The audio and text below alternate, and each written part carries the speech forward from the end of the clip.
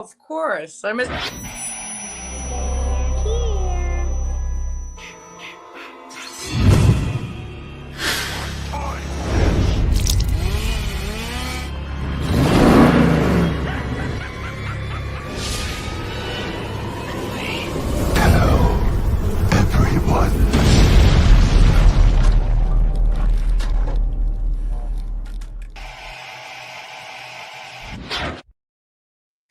Yo, Horror Heads, what's up? How you doing? Happy Wednesday. We are back with another Horror 365 Live. Thank you for joining us. We're here with the madman himself, Big Mike. We're here with the sensational Sam, and we're ready to rock and roll. How's everybody doing tonight? Coming off the heels. Well, first of all, let me say this. Conspicuous by his absence is the mouthpiece of the Northeast, Jimmy J. Everybody's used to seeing him here, but he's a little under the weather. In case you haven't heard, we had a little event over the weekend, and it kind of went pretty successful. So we're all kind of worn out. We're still catching up. And speak of the devil, there he is, right there in the comments.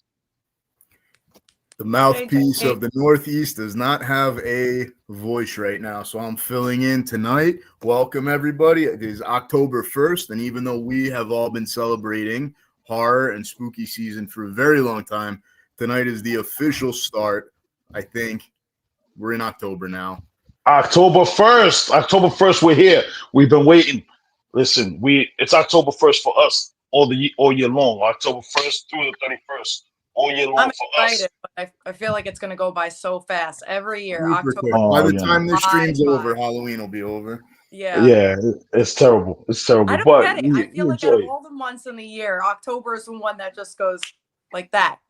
Why? It really is. And it's got 31 days. There's months with less days, and October still goes the fastest. Think about it. It's already October 1st is already almost over. You know? Dang it. So what better way to end it with us, Horror 365? What's going on, everybody? How's everything? Sam, how you doing? We missed you very much this weekend. I missed you guys too, but the videos look so sick. Who took those clips? Johnny took a lot, and we had Freddie there as well. Yeah, Freddie Machete, I believe, right? Freddie Machete. Yes. And the two of them did a great job. They covered so much. They were running around like animals. Couldn't have had better cameraman, except we could have used Jimmy because he's always welcome. Oh, thank you. Yeah, no, we'll definitely be tagging along wherever I go. That's for sure. But like it was so cool to watch. Like honestly, no hate to like Fright Fest or like Halloween Horror Nights, but that looked absolutely incredible at the Waldorf. So I mean, and no hate at all, but the fact of the matter is, as somebody who's been to Halloween Horror Nights, I've been to a lot of local haunts between New York, New Jersey, PA. What Angie puts on, that rivaled and surpassed most of them. Yeah, it was incredible. I mean, as she mentioned in the live that we did on Saturday, she has been working on this with her build team since March. And some of the ideas that she had for the attraction, she said that she's had for years, and this was the first time she got to implement some of them. But the fact that they've been building this and putting this together, getting ready since March, that seems like a long time, but it's really not. No. For her to be able to do all of that and execute it so well is incredible. And I'm missing a beat. It's hard to even put it over without discussing what we saw, and I don't want to spoil anything for anybody. Yeah, I don't want to know. Right, even though she said that on any given night things could be different, I guess, as far as actors or characters go. But I mean, the set pieces were insane, and unlike a lot of these other attractions, there's really, at least there wasn't for us or the other fans that were there that night, there was no rush to go through it. There was nobody pushing you along. So you really, I mean, except for places where it was like pitch black, you really got to go through it and soak it in and see the detail that was put into it. And it was honestly unlike anything I've ever seen before. And a huge, before I forget, because I know we're going to get into so many things tonight, a huge shout out to Josh, Horror 365 member, Horror Daddy, who not only played a part in the cornfield attraction, we were lucky enough when we were cleaning up that we actually got to see him be voted best actor or best scare, whatever their term is, for that attraction. And that honestly was the coolest part about it, was seeing one of our own recognized for what night. 100%. It was such a proud moment, and he deserved it. He earned it. He was the guy that everybody was talking about all night long. I had a bunch of family members come. We got Yaya in the chat. She came. We had we had a crew, and everybody was talking about, this particular actor. I'm not gonna say who he was, but everybody was talking about that character, and that was Horror Daddy 85, and he stole the show. He made an impression on everybody, and he did a great job. And at the end, he was rewarded for it. So salute, Horror Daddy 85. Josh, you did a great job, man. Salute. And that was stiff competition, because honestly, everybody there, anybody you encountered, was so incredible. Yeah. Oh yeah. Videos like I watched, every actor that was like running around and like flying by, their voice, their screaming, their character, their makeup, their outfit, everything was like past perfection. I don't think I've ever seen anything like that either, because it's really hard to come by not only a good haunted attraction, but then to also have really passionate actors and not just sitting there just to get like, I don't know, to waste their night or to get paid or something like that. You could genuinely tell that everybody that was a part of the Waldorf was truly into it, genuinely. Absolutely. Everybody there was there to bring it, and they brought it.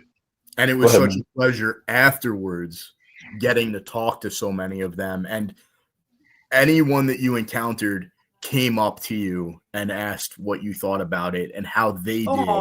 And that was, I mean, again, it just goes to show that not only Angie, but also the people that she has working there care so much about it. And it's not something that's simply for a payday. Yep. It's for the love of the genre, the season, and the fans. I have to buy some merch from her. I need to keep supporting her. Yeah, no, it was awesome. I don't have enough positive things to say, or it just really truly incredible. Yeah. And Josh really is an amazing cosplayer, actor, like I feel human like being in general. Yeah, and he's a sweetheart, but 100%. I'm just like, oh my god, when he gets into his character. Let's talk about that for a second. You just released a couple weeks ago Texas Chainsaw Massacre fan film. Tell us about that. You may have been on and spoken about that, and if you were, I apologize, but let's talk about it all over again. Yeah, no, it was so much fun. Josh was the one that asked me to be like a part of the project. Hey, Paige, welcome. How's everything, Paige? Yay, welcome. I miss you. Have you recovered yet from the weekend? Did you lose your voice at all, Paige? No? That's good. No. That's good. I was screaming the entire night. Alex. It was Alex, what's up? It was the most amazing experience ever. Oh, honestly. I have to go. But speaking of amazing experiences. Yeah. So with Josh, he was the one that asked me to be a part of the Texas Chainsaw Massacre fan film, as well as with Gus, obviously, he was the writer, director, just a huge part of the whole Sweet Boy project. And the most of it was filmed in Gus's basement. All of it was filmed in Gus's basement. And then the other part was filmed on a farm not too far from where they lived. And we got it done in 2 days. And I was just super honored to be a part of Gus's projects and to work with Josh again, because he's awesome to work with, awesome human being. And yeah, there was definitely a handful of times in the acting part of the making of Sweet Boy where I wasn't acting. I was genuinely scared. Yeah, I believe it. I mean, it's clear how I mean, we just said all these positive things about Josh, but it's clear how he really embodies the role and becomes it. Yep. So I could only imagine being across from that. Yes. It's got to be a different level. But it was awesome too, Oh, yeah. because again, it wasn't the first time like I've worked with him on a project. Filming wise, it was my first time. But he would whisper through his mask. He's like, "Are you okay? Am I hurting you?" I'm like, "I'm good, dude. Keep going." That's Love precious. That's precious. Yeah. I was like, just do Awesome. your thing. It's fine. Wait, But yeah, it was a Swift, very Kevin, good time. So Kevin, send me a DM. Oh, just message me. We'll talk about it later. But don't worry about it. Got you. We got everybody taken care of. Everybody. everybody that's not a small or medium, we have you taken care of. Yeah. So just message us, and we'll work everything out. But Kevin, that's my brother. That's my brother right there, Kevin. Yeah. Hi, Kevin. So yeah, what's up, Kevin? What's up, everybody? Alex, what's up? And also speaking of family, you know, Yaya's in here. My cousin, she's speaking of family. I got a family member that's gonna come on right now. He's an author, screenwriter. Let's bring him in, DT Hogans. Hey. Yay! Hi everyone. Hi. Thanks for Hey joining Mike, us. hey What's Paige, up? hey Sam. What's up, Swift? How you guys doing? What's up? How's everything going? How you doing? Thanks for joining us tonight. Great. Turbulent. Turbulent. Weather-wise Listen, and everything else. listen, that's awesome. Listen, if anybody could handle turbulence, I know it's you. So let's dive right into it. What do you got going on right now? Well, like you said, I'm an author. I just a book. It's a nonfiction. So it's basically a guide to teach city dwellers how to prepare for disasters. For lack of a better term, I don't want to say prepper, but because I'm trying to like steer away from that type of thing. But it's just about how to get beginners into being more aware of their environment and preparing for those things. Let me So- see. I think just using the word prepared. See it. Like those doomsday preppers? Just using the word prepared instead of preppers, I think Yeah. already puts you in a different category. Absolutely, that's where I'm trying to go with it. Sounds like a How to Survive Yeah, a I horror think- movie. Yeah. Shoot, when you Survival. talk about horror films and you talk about preppers and stuff, you get like the very peak of those type of scenarios. So like, you know, the nuclear war and the fallout after, you know, there's plenty of movies that we could name that have all of those type of things. But there's when I was speaking to, I was telling him there's so much in between that people neglect to pay attention to, and those are the things that I want to cover. Awesome. Before you go any further, we have John from Under the Floorboards. I just want to invite him in real quick, and then I want to get back to you and Awesome. your book. Sure. Of course. Hey, John. John. Big What's John. going on, John? Oh, Big John Stud. What's up, brother? happy spooky season, all. Happy Yeah. Oh, October 1st. listen, it's a happy spooky season. And Booga booga. not only did October 1st come, not only is it officially the start, but it's also nominations day. So Under the Floorboards had put their nominations out for the award show. Everybody go to their Instagram and check it out. Hell yeah, John, we're gonna get into all that because I saw you were Yes, posting indeed. too, and that stuff is awesome. But let's just go real quick right back to DT and his book, and then John, we're gonna jump into your stuff, okay, buddy? Absolutely. I say I got on here to hear about this book. Yeah. Awesome. Oh yeah, great. So yeah, and what I did was I took a different approach as far as like how to write the book. So before I started writing, I did some research and was looking into these sort of books. I'm a guy that likes to go camping, so I was already kind of adjacent to like, you know, preparing for things and kind of being aware of your environment. but a lot of these books were really just like fear mongering and makes you think that it's the end of the world. And I thought, like, if it's the end of the world, what do I need to prepare for? Yeah. Ain't nothing you can do at that point. Yeah. Exactly. So like, what am I preparing for? So I decided to like just take a different approach and just be more grounded about the topic and stuff like that. But this is definitely my horror film, like to not be prepared for a lot of these things. Understandably so. Now, you know, DT, for everybody that doesn't know, DT is my cousin. And, you know, a lot of you met a lot of my family. But we're a horror family. You know, horror runs in the blood, runs in the genes. We came up on it, came up on the stuff. And it's a big part of how we grew up.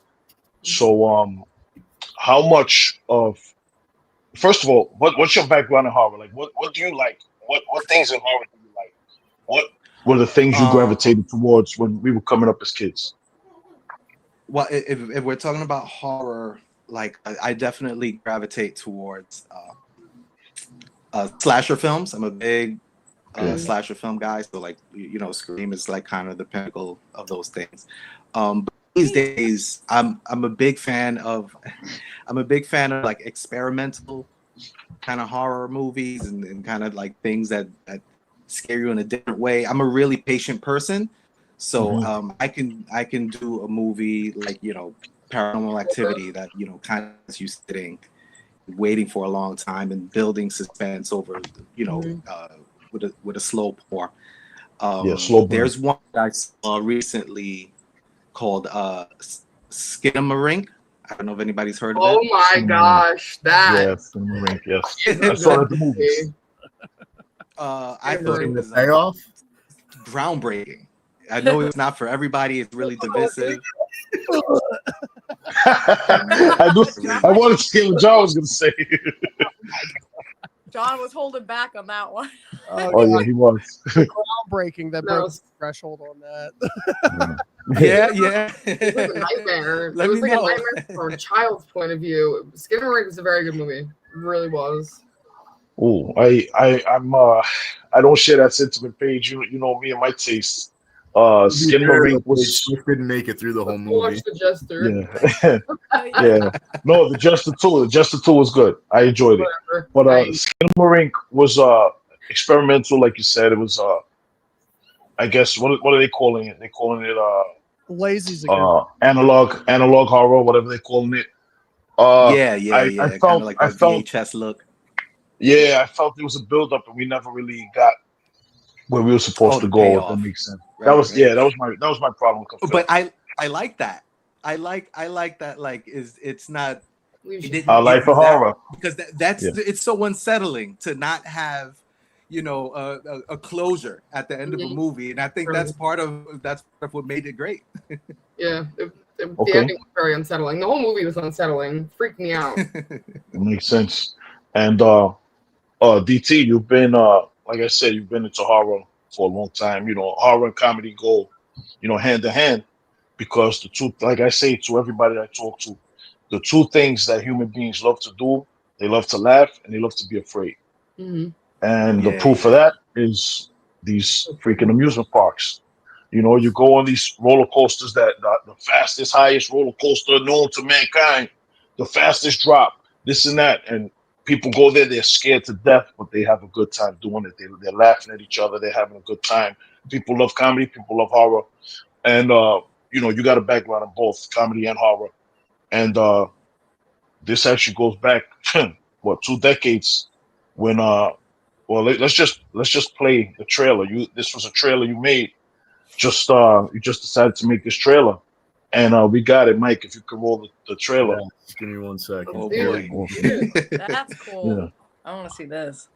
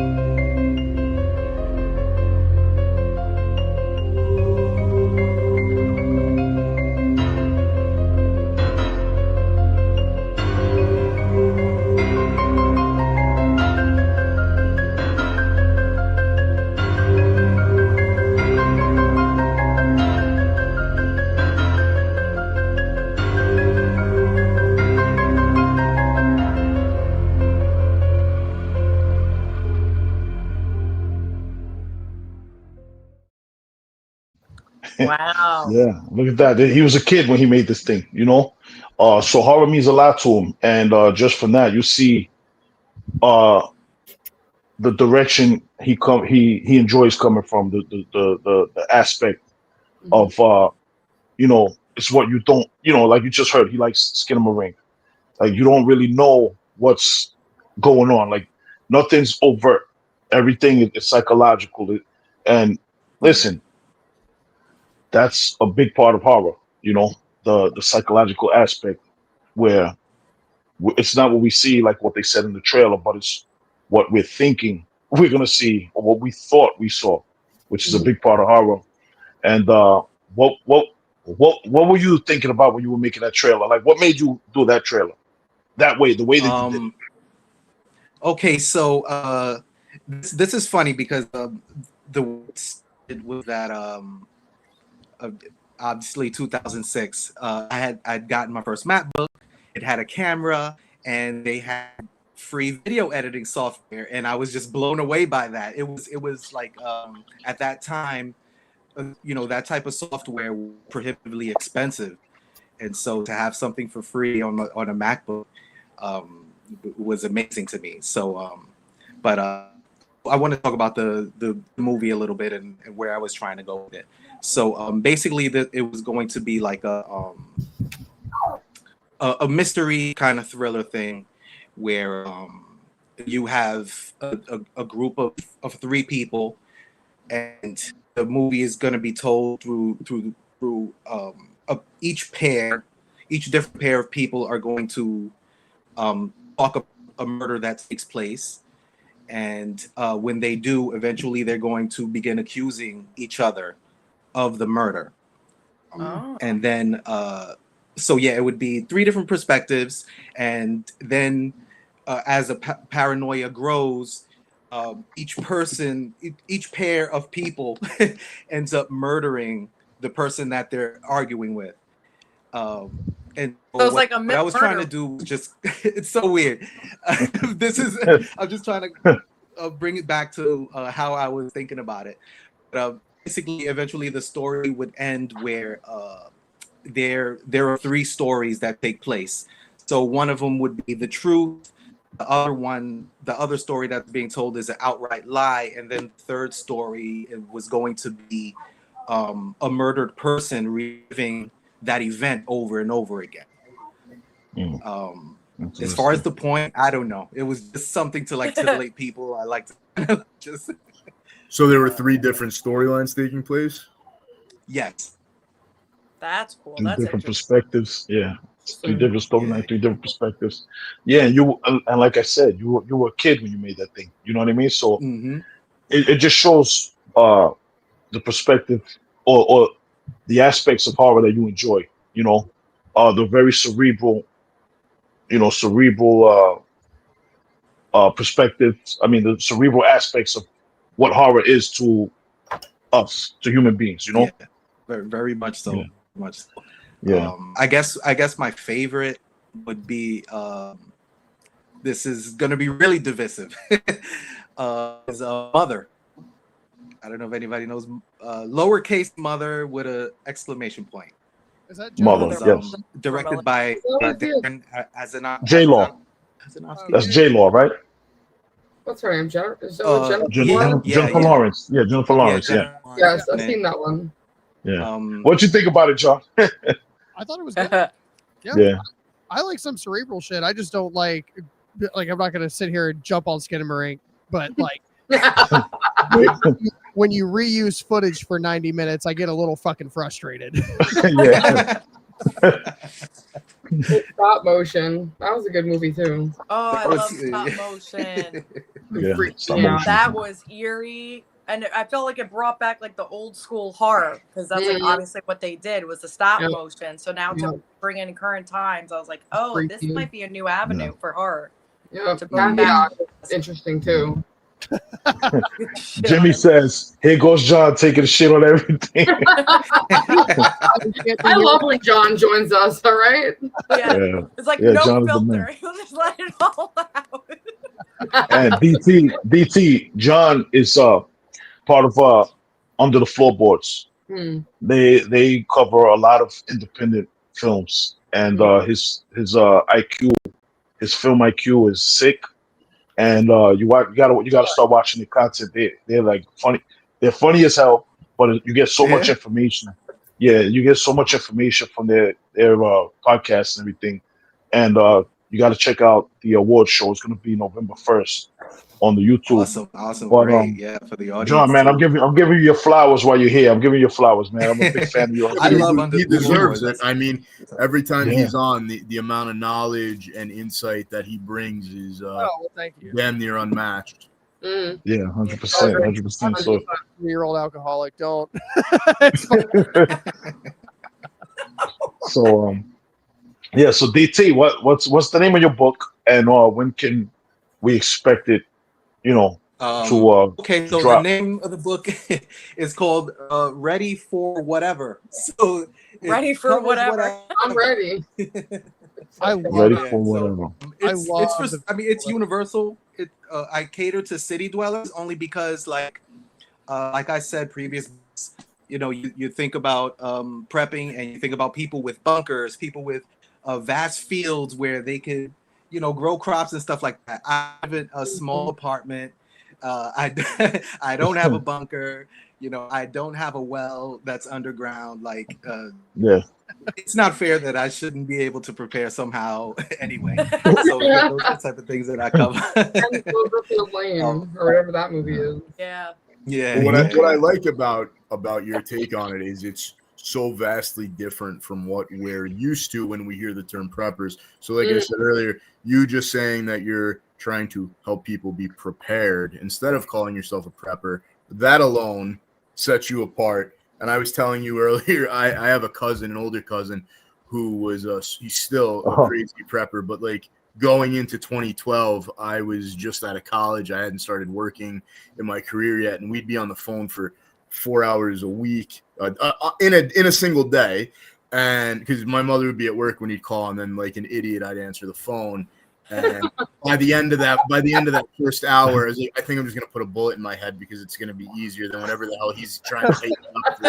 I'm gonna die. And it's like mind-numbing to the point of you just wanna, like, holy shit, what snapped in your brain? So to see you take such a vastly different take on it is cool. It's also pretty damn inspiring. And you were mentioning to me about kind of how you were going to be marketing this book. So why don't you touch on that? Why don't you tell us about that and just what your hope is for this? Because I think this is also something that you don't often hear from an artist or maybe an artist, but somebody that's trying to sell a book. And I think that's really inspiring too. Yeah. So yeah, like I told Mike earlier that I want to market this in a very grassroots way. I don't want to just throw it online on Instagram and pay for ads and stuff like that. I want it to be very grassroots. So like I'm gonna be doing like workshops at like community centers and like just local venues for people that are interested in this thing, and also working with the Department of Emergency Management, which is New York, but I think a lot of states have their own, where they go around and they want to teach people how to be more resilient. Because at the end of the day, when people are more resilient, or like take a lot of these matters into their own hands, a lot of good things happen. Communities come together. You save a lot of resources as far as like emergency services, trying to save people that like didn't take precautions in advance, and just a lot of ways to just just be a lot more self-reliant. There's tomorrow is just unpredictable, so like why not? And then Especially I just in this show day you and something age. real quick. Yeah. In the back of my book, I put if you could see it, I think it's backwards, but I say that if the world is ending tomorrow, do not buy this book. and I'm serious about that. Like, what do you need this for? This can't help you if tomorrow the world is going to end. I So love it. like, so yeah, it's like a really practical take. What I what I did was like I created an infographic style, so I have like a lot of things Cool. that, Oh my god, I love that. that's All kind of right. just like pictures and like quick God. hits. Like I don't want to like spell you with like long novel size things. So I Okay. kind of just That's do awesome. so I kind of just do it like really quick, hit you with the information that you need, and that's it. Yeah, because with our short attention spans, for me specifically, Exactly. exactly. that is so cool. I'm gonna But have to yeah, buy one for so my that's dad it. because he's a massive Exactly. hoarder. Also, I would Oh wow. wow. That's hilarious. But so what with what's been going on in horror today, stepping away from the book for a little bit, with the climate of horror's kicking ass. Like I just did a quick tally of one of the movie theaters that's right around my way, and there's currently theatrically in this one movie theater, there's 7 horror films playing at one time. What? Like shit is sick. I can't believe it. But we're here. John, listen, John's in tune with all of the horror films. But for me to see that, like theatrically, on the screen, there's 7 different horror films playing in one theater at the same time. It's phenomenal. What have you been enjoying about horror now? Lately, like recent times, like the last 5-10 years. What have you been enjoying in the horror space? Before you answer that question, Swift, out of those 7 movies that are playing, how many of them have you slept through? 10. I knew you were about to 10. I say that. slept through 10 of them. I I love slept it. through 10. That's impressive. Every single one Yeah. of them, except Yeah. Master 2. Every single one. Every single one. He didn't fall asleep during Weapons. I don't want to hear this, but whatever. No, Yeah, I his did. phone was, Talk about too I loud. did. I did. Okay. But yeah. Okay.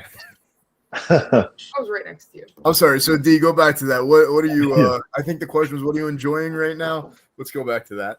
Yeah. What have you been enjoying in the horror space in the last 5-10 years? I like the Conjuring.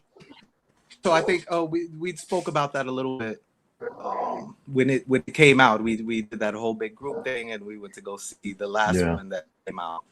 It was 42 of us.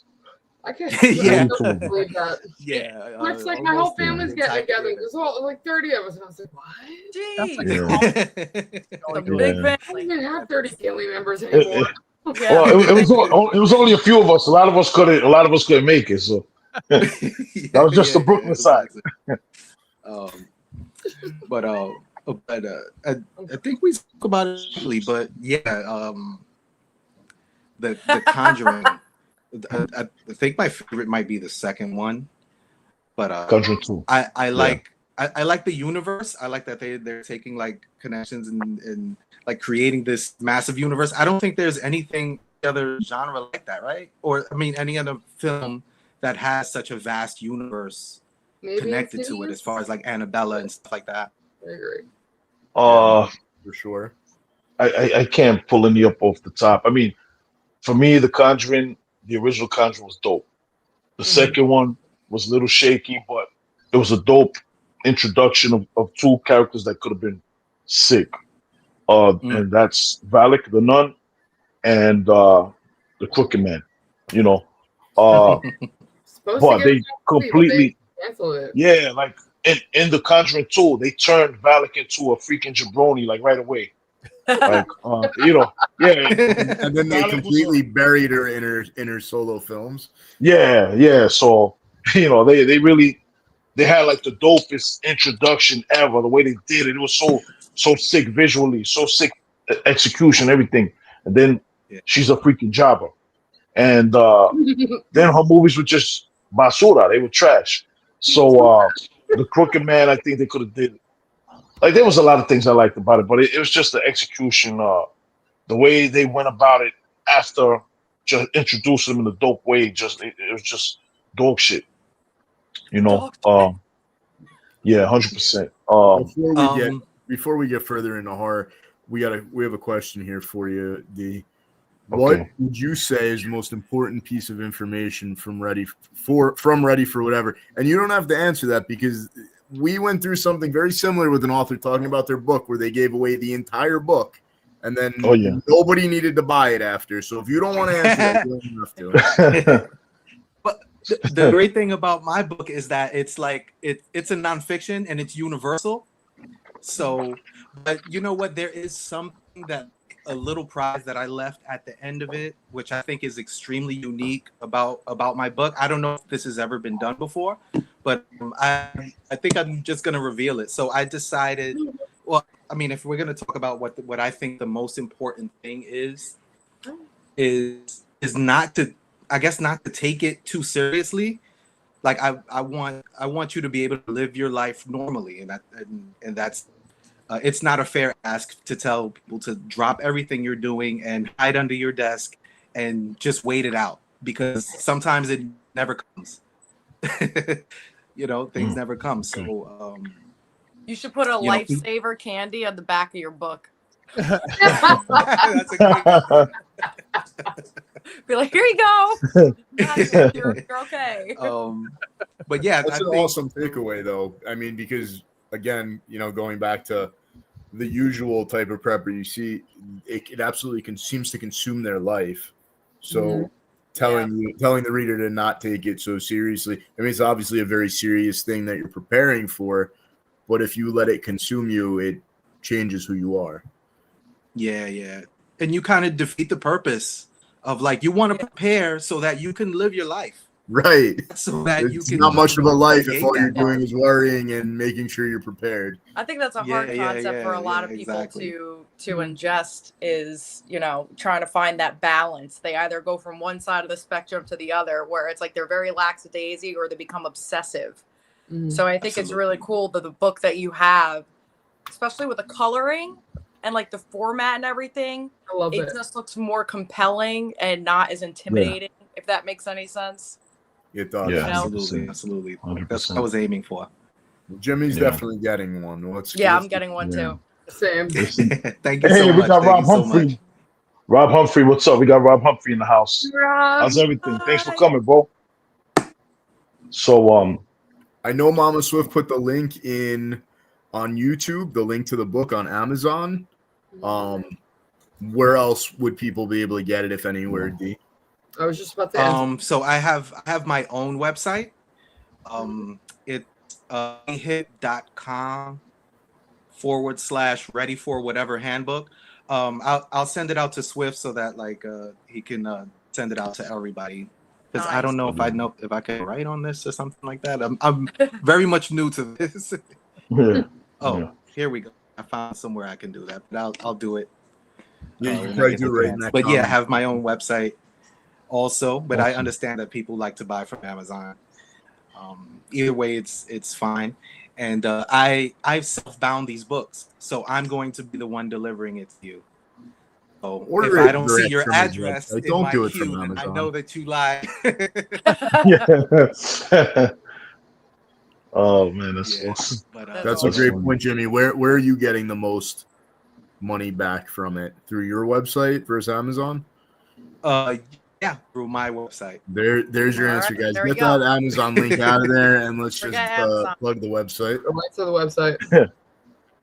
There you go. So, I don't know how to get it on the screen. I don't know if somebody could do it later or something like that. Yeah, right from his website. Yeah. Rob Humphrey, yes, from the website.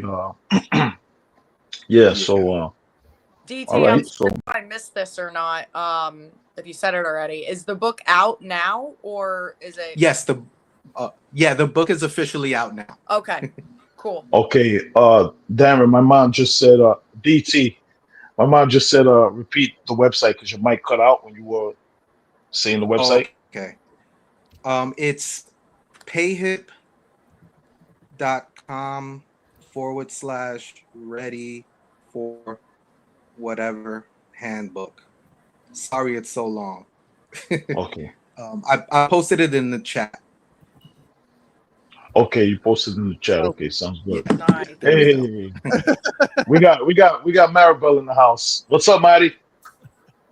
Steph G Maggie, in the how you doing? house. This Hi. book is gonna be so good for Rob my dad Humphrey. for Christmas. There you Yeah, go. I think it's There a you great go. like Christmas gift. I Yeah. Yeah. think it really is like something nice and cheap, and you can Mhm. give it to somebody and it's helpful, and you don't feel guilty about buying something they don't want. That's fantastic. That's fantastic. So yeah, man. So everybody check out DT's book and check his book out. He's gonna teach you if you're living in the city. He's gonna teach you how to survive and how to maintain your sanity, maintain your humanity, and how to survive if things go in a horrific way, which it looks like they are. But yeah, just Like, be Thank you, prepared. thank you. What a hype man! Appreciate that, brother. Absolutely. And, So check them out. Yeah, Yeah. but thank you guys so much for having me. I had such a great time. I'd Absolutely. love to Thanks come for back being coming here. on. Coming on. and Thank you talk for more coming on, horror. Yeah, it's nice absolutely. to meet Thank you. Nice Meet to meet you. you too. I'll be in the Yeah. chats with some guys in All right. the next episodes. Well, yeah, awesome. Yeah, you come in all the time, and I appreciate it. You're welcome to hang out if you want to. If I know you're a busy man, if you got to get out of here, you can check out. But you're free. You're free to hang out if You're you a want free to. man. You're a free Yeah. man. Oh, relax. Nah. He's Yeah, gotta go so- prep. I'm cooling. I'm cooling. I'm gonna hang out. All right. You're gonna sit Yeah. right I'll there. hang out, but you don't have to talk to me anymore. All right. So, John, Yeah, John, tell us what's going on with you and my under the boy floorboard. John, under the floorboards. What's happening? So before talking about the award show that's super rad, I actually had a realization while D was talking about his fabulous book that you guys should be checking out. Which, by the way, does look super rad. I love the like spiral notebook vibe to it too. Like, Yeah, it's sick. but I couldn't help but think to myself because he was talking about whether there was another franchise that was like as vast as the Conjuring universe, which personally I hate the Conjuring. We're gonna have to find something that we can bridge the gap at some point. I know that we have plenty of but I had the realization that two of the most vast franchises in modern horror are conceptualized by the same fucking person, and that's James Wan, because it is The Conjuring and it is Saw. Those are the two biggest worlds that exist right now, and that's wild to me. I love Saw. Oh, I do didn't too. think I love about Saw. Well, it's not quite as vast because they don't have as many offshoots as The Conjuring does, but they have pretty much the same amount of movies. Oh, yeah. Mm. Yeah, they have 10 entries. Yeah, Them spit all over the place. It's like a lot. So Saw's still winning is all I heard. Yeah. Oh, yeah. Now, was Spiral from the Saw? Is that The book of prequel? Saw. No, it's Saw. so it takes place, I think that's after 6.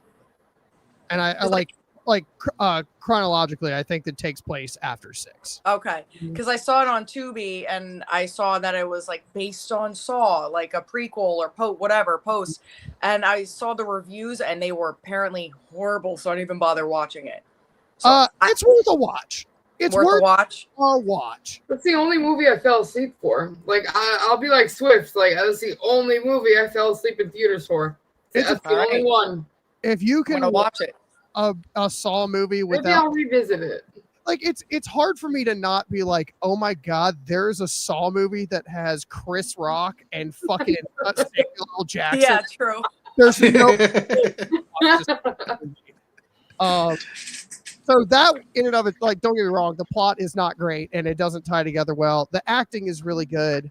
And some of the scenes are just fucking hilarious, but it is worth a watch. I've only seen it once. That says it all. Disclaimer. Yeah, It's like a one and done. well, so Josh Stolberg, who wrote Spiral, also wrote Jigsaw, which was actually my least favorite in the franchise, but he also wrote Saw 11, which was a masterpiece as far as I was concerned. So you got to kind of think about like what was, the production company and what was the writing and what actually Yeah. created a lot of these problems for it. But that's like a whole other episode to talk about fucking Saw. So we have our 3rd annual Indie Horror Award Show coming up November 1st. We just dropped our first nominations today. You can see those on our Instagram page. We will drop the second half tomorrow, and it is already lighting up across our boards. And like big shout out to Horror 365, the Fear Circuit family, Killer Point of View Network. Everyone's done such an amazing job of helping get this out, because it's kind of a two-sided thing where it's like, yeah, we do it because it's fun, but there is kind of a mission behind that too, where it's like we have all of these huge horror production companies, and some of them are doing the Lord's work out there, and some of them are like just crippling this industry and like feeding us all of this dog shit and not giving the space for these actual creators. And that's one of my favorite things about indie horror is you have that space to say fuck it and do whatever you want, and you can have these crazy plots and these crazy storylines, and I'm not even saying all of them are perfect, but we're creating a space where you can go over here and see, well, all of these people said that these movies were fucking awesome for X, Y, Z, whatever. And it starts to spread the word. And that's what everybody in this community has really been doing an amazing job of, which again, I'm very appreciative of, because for us, and I talk about this all the time, I don't want us to have these huge, exactly, Jimmy, nailed it.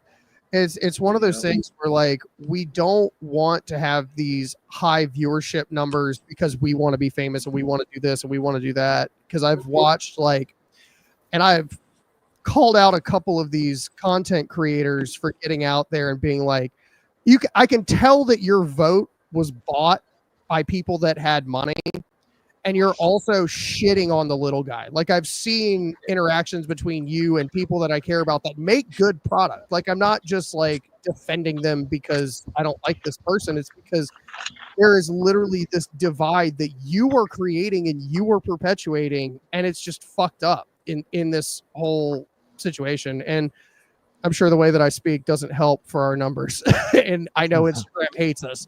That's okay. That's okay with me, because I'm never going to not be real about that. Eric's not either. Yeah. You know, and it's so important for me to have people that are going to try and just watch the movie. You know, it's not asking you for anything crazy. You were going to watch a movie anyways. And we've all watched a movie where we got to the end of it and we were like, well, that was 90 minutes of my life gone. Yeah, you'll never get back. You just wasted hours upon hours. And fuck it, you just go on to the next one. You're gonna do it again at some point. You know, it's like I would much rather perpetuate this idea of just giving some shit a chance. And we've had, onto the actual award show, we have had some heavy hitters this year. We had some heavy fucking hitters this year.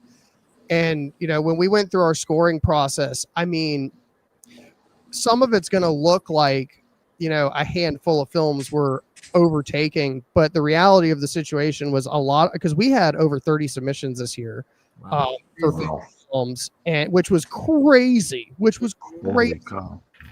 And then, you know, you go through the scoring process and you go through all of this, and there were such slim margins this year for these people to pull it out. And like we kept putting on our messages, it's like, if you don't see yourself, you know, with a nomination or whatever, it's not because your movie was bad. There was a couple, but but that's with anything, right? And it's like the reality of the situation is there were people that just had it this year, and they created these incredible characters, and there were these incredible performances, and you know, there's so much amazing stuff that's happening in that.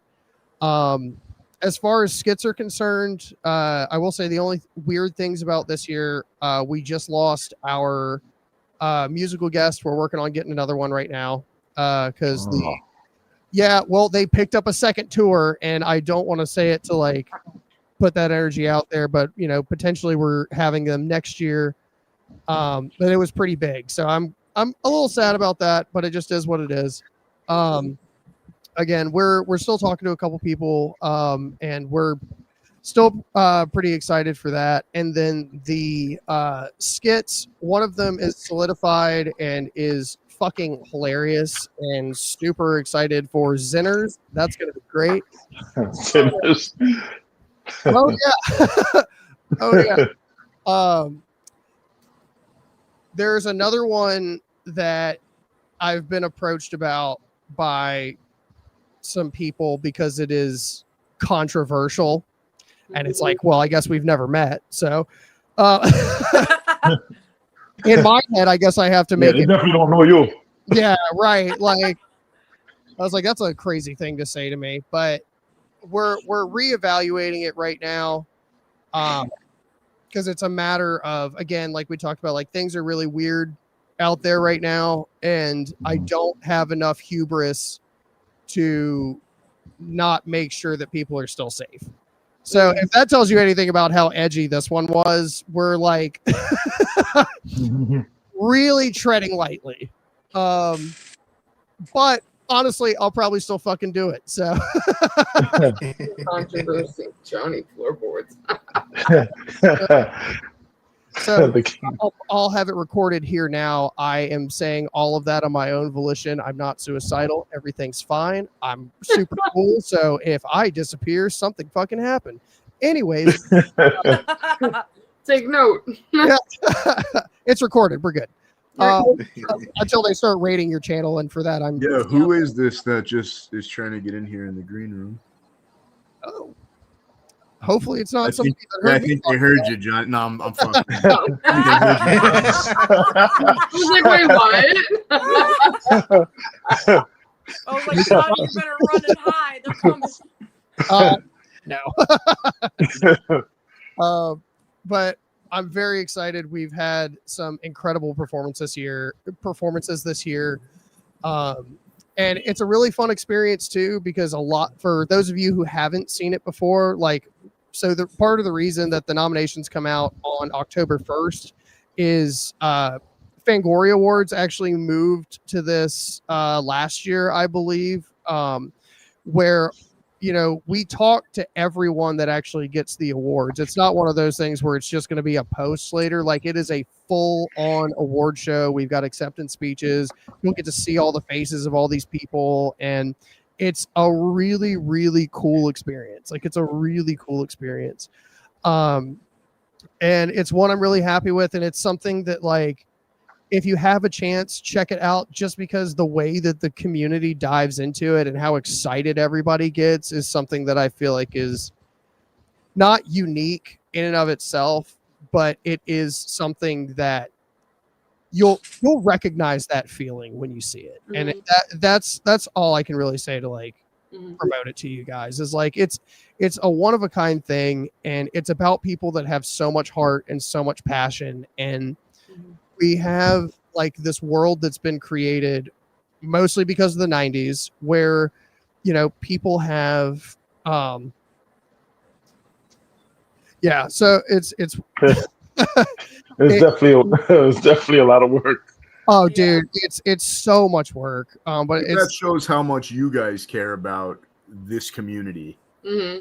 Yeah. So while you said that feeling might not be unique to this, I think it is, because I know Swift and I have spoken about this at length multiple times over our friendship the past 15 years.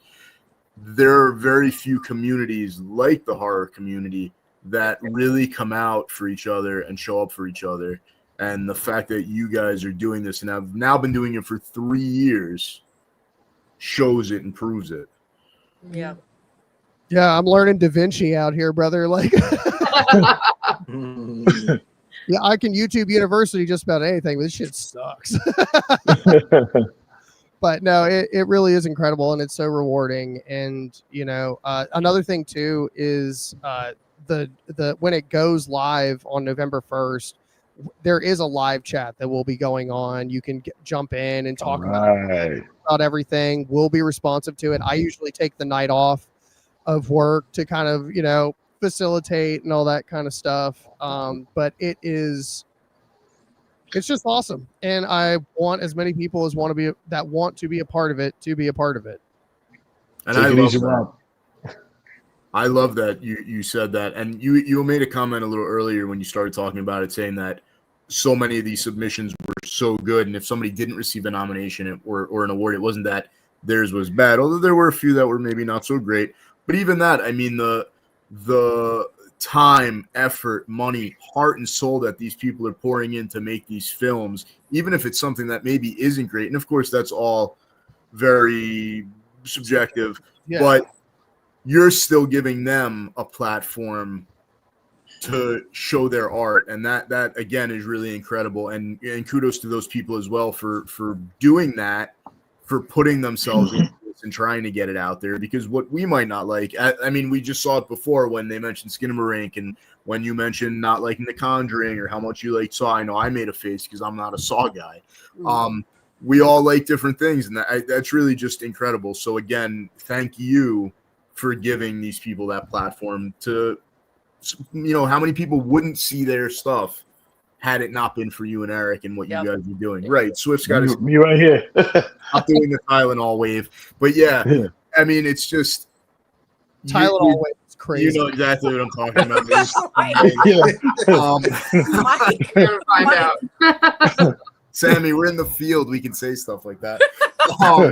But in the field. I mean, like, really. So, I mean, you all that fear circuit for promoting it, but you do the same thing. Everything Horror 365 puts out, I see it promoted on your page. So again, it goes back to that community and the group that we have here for really just supporting each other, even when times are tough. Yep, absolutely. Yeah, absolutely. I feel like the horror community is all about supporting each other. For the most part, Yeah. For the most part, yeah. I feel like majority of it is the pros weigh out the cons in the community, because nowhere you go, as we all know in life, it's perfect. You're always going to find people that are just going to be, causing drama or not supporting one another. But I feel like with this, we have a pretty good system going. Pretty solid. Yeah. I just want to point out this comment. Jimmy, the one time you leave me in charge, we're canceled. No offense. Not every time you're on here, you curse like a fucking sailor. If we haven't gotten canceled yet, I don't think it's going to be tonight, dude. And can we just point out, also, we didn't mention it when we were talking about the Waldorf and the 20 Years of Fear on Saturday. One thing we neglected to mention, Sammy, you probably didn't even know this. I know you weren't there, but it really wasn't discussed, and I think we're doing ourselves a disservice in the community a disservice by not mentioning it. We had some really special guests come out on Saturday as well. We had, as you guys know from all the promotion, Warrington Gillette, which was great. We also had a surprise appearance from Gene Snitsky, pro wrestler. That was so cool. Amazing human being. Him and his wife came out. That was absolutely incredible. Yeah, that was sick. With them. Yes, and even bigger. And I know you're thinking to yourself, how does it get bigger than Warrington Gillette? How does it get bigger than Gene Snitsky? We actually had Mr. 305, Mr. Worldwide, Pitbull. With us as well. He went through all of the attractions with us. And if you're watching this and you're thinking, what the hell is Mike talking about? I challenge you to pull up a picture of Pitbull and tell me it doesn't look just like Jimmy. Oh my Oh man, Miss B, what's up? How you doing, Miss B? Did Jimmy start rapping too? Did rapping on Saturday? Yeah. Amazing. I mean, you got to do really incredible where you're just like, you never know. You never know who's gonna show up. Yes. and again, let's take it full circle, John. That was spot on. Not only do you never know who will show up, but you're talking about Sierra.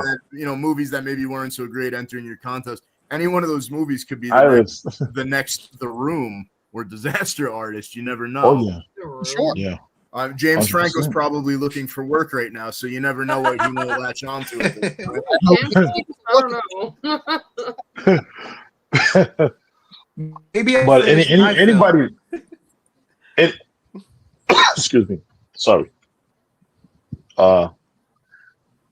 Let's see who was that? I didn't hear. Oh no, I said maybe I'll finish my film since I already showed the trailer. Oh yeah, Now you I'll got see it. And now you have to. Yeah. Now it's out there. I mean, all Yeah. all 36 viewers of this are gonna really want to see it now. So, Yeah. Yeah. No, but 100%, you gotta get in touch with John. You gotta get in touch with John. And Well- everybody that's been hearing John talk for the last few minutes about what they're doing for the community and for independent filmmakers. If you're interested, you gotta watch this thing November 1st, day after Halloween, of course. And let's rock that live chat. Let's drive John crazy with this live chat. Let's light that live chat on fire. Let's have a great time and let's learn about some movies that we haven't seen and give ourselves more things to watch. And to prepare yourself for this, go back to the YouTube channel, watch the 2024 show, which was awesome. Watch that award show. Hey John, do you still got the 2023 show up there? 2023 is up as well. What I will say notably about that one is the sound issues are volume related. So like when you scroll down to it and you watch it, I find myself having to adjust the volume a lot. And it was because when I was doing the testing initially for it, I was just running it through my laptop and then I listened to it on my phone and I was like, oh, sounds great. Listen to it on the TV for the first time and it was just all over the fucking place.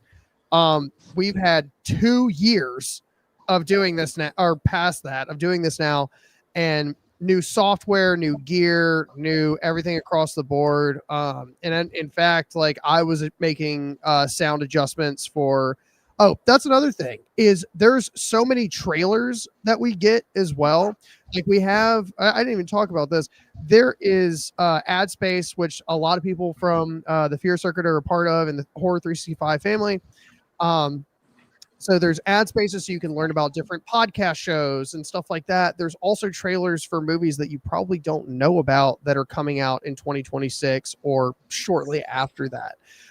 So it is an all over immersive experience, and we're not big enough that we actually have ads. So like those are our, and it's all, and the other thing too is like this is all free space. Like we're not on Film Freeway. We don't charge people for this. We don't charge people.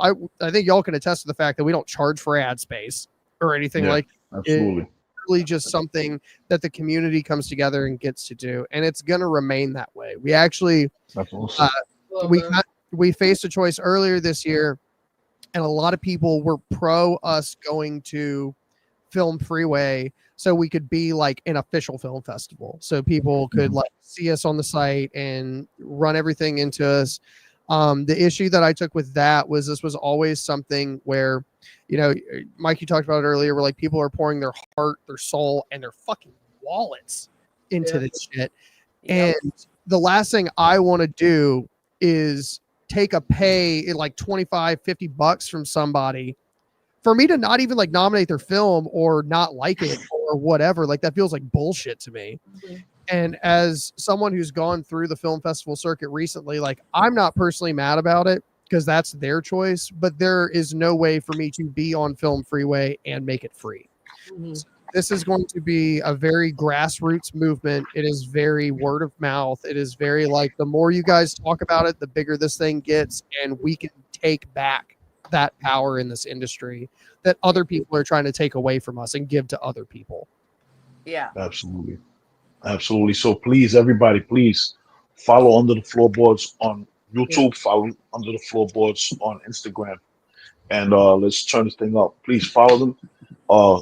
If you go to YouTube, the links in the chat, make sure you hit that bell so you get the notification whenever they drop something, because their content is dope, man. Like they're passionate content creators and filmmakers in their own right. John is, you know, and this is like you said, we're trying to take the power back. This community. Listen, forget all of this. Like, you guys heard what I said earlier. Right now, at the movie theater, 10 minutes away from me, there's 7 films playing at the same freaking time.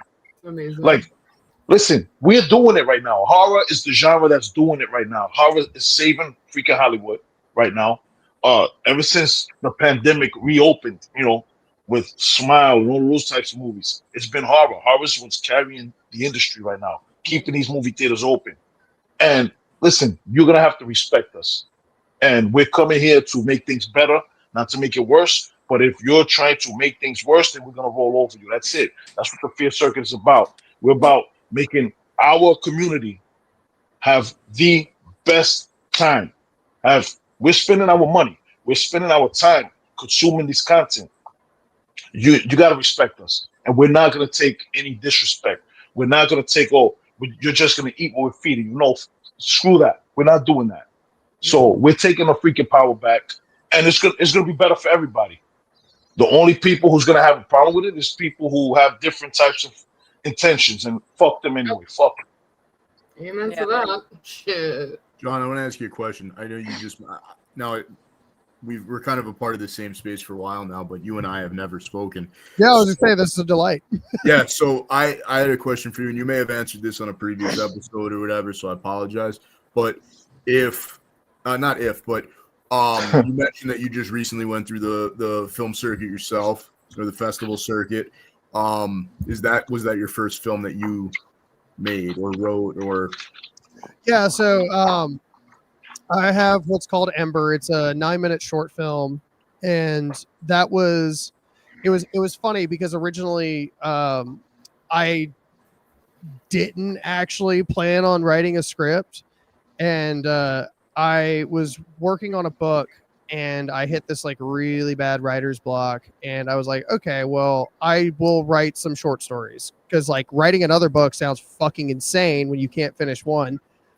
So I was like, okay, so I had like about 7 outlines done of just different shorts that I was going to write out. And the guy who plays the lead, Pat Gallagher, who's incredible, it really wouldn't have happened without him. And we found a lot of local connections with people he had worked with. He's a super talented actor.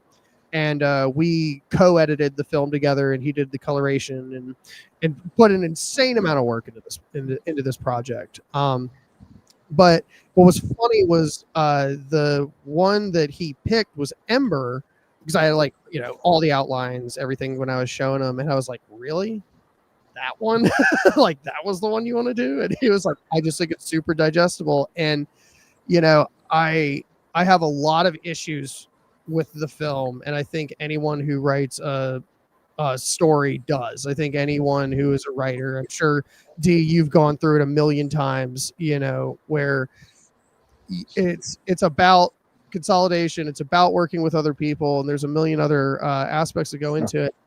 And I found the collaborative side of it, and when I got to see it because I got into one of the festivals by me, and I got one in Syracuse. I couldn't go to the one in Syracuse, unfortunately. But I was like, I still get to see it down here. And watching it watching your movie in a theater surrounded by other people that are artists and like have done this, and like and I was up against some like incredible shorts. Like, I wasn't upset that I didn't get any nominations or anything like that. Also, it was just one short category, and they put like the like all of the time expenditures together, so it's like the 9 minutes are going up against the 30 minutes, and I'm like, that's kind of fucking insane. Oh, geez. Yeah, But they were awesome, and they did an amazing job, and it's nothing against them. I think a lot of the makers had a lot to be proud of, and it's one of those things where, again, like, you see that community come together, you see this like level of artistry that I didn't even think that I had until I watched it on screen for the first time, and I was like, that's really fucking cool. Do people go through this? Like, do people actually have feelings half the time? But yeah, that was my first experience with it, and it was fucking awesome. So then my follow-up to that was, had you started this award show prior to the process of making your film? And if not, how has your, I guess, opinion on everything changed? How are you looking at things maybe in a different perspective now that you've gone through it yourself? So I think part of it is, and the concept for the award show was we had already had the podcast for a year, at this point, you know. And we had some really good. I will say, not all of our classic episodes sound great, but they are great episodes. We have great interviews, great reviews. It's honestly, even I think sometimes it goes back and forth, but I feel like some of our earlier episodes are even more unhinged than the shit we say now, which is insane. But I remember I was watching the Fangoria Awards, and it was things where, I mean, Terrifier 2 was just sweeping everything that year. Yeah, rightfully so, you know, and it was a huge win for indie horror. Mm-hmm. And the issue that I realized I was taking with it is the same idea, like I've said before, like there's a lot of commercialized movies that I just don't like. And I think that there's a lot that just kind of panders to the bank, you know, for a lot of people. It's like, oh, we can just throw this person in here and people are going to go watch it. And like Swift said, that's bullshit. That's absolutely insane that you're just going to have like these insane cash grabs. So I was like, dude, we could do this. And as it turns out, we can do this, in fact. So I think the perspective that's kind of changed on it is, you know, the last couple years have been like a great response from the community. Everybody wants to get their movie in. You know, it's a lot of people that we've interviewed, a lot of people that we haven't interviewed, and everybody that's a part of these insane projects that are out there, right? And, you know, I think the tricky part for us is we say pretty, especially we stopped doing a rating system when we did our reviews in earlier seasons. And we kind of stood by the fact that we're comedians, not critics. And it's crazy when we get into this position because we do have to be critical. We don't have to shit on something, but we can't sit there and be like, oh, but this person made this and it's better, but this person made this, but they're our homie. Like that just undercuts the validity of what we actually carry in any of our content, you know? And it's like, you know, I don't want to say names about it, but there was a film that we got approached with earlier this year because we do a shit ton of pre-screeners like constantly, which we love. Keep sending them. Please keep sending them. But there was one, and I felt so bad because it was one of those things where they were like, will you do some press stuff on this? And I was like, yeah, sure. And then I watched it, and I was like, I can't fucking do this. Like, all I'm gonna say is like we sat down like we were gonna record the episode, and it ruined Eric's day so hard that we just stopped. I think we actually just got up and watched K-pop Demon Hunters instead, which was a banger, absolute banger. So it is an interesting line to tread, and we were actually talking about it yesterday because there is a level where, you know, it's like trying to think of the best way to say this. We're looking at a movie from such an objective standpoint that it makes it feel like we're making it sound like it's bad. And it is just the fact that we have to be critical in comparison for what is worthy of what. And again, it's like the margins were so fucking slim this year. And you got to keep driving that in. It's not that people made bad movies. It's because these people made really, really fucking good movies. You know, that's a wonderful problem to have. Absolutely. Yeah. My brain turns to pudding by the end of it because we have to limit how many movies we do per day, and that's why we have like the hard line of deadline, because like it gives us that much more time to watch X amount of movies.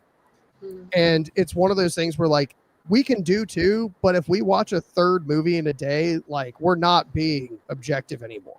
Yeah. Like by the time, I mean, all of us can handle a movie marathon in this panel.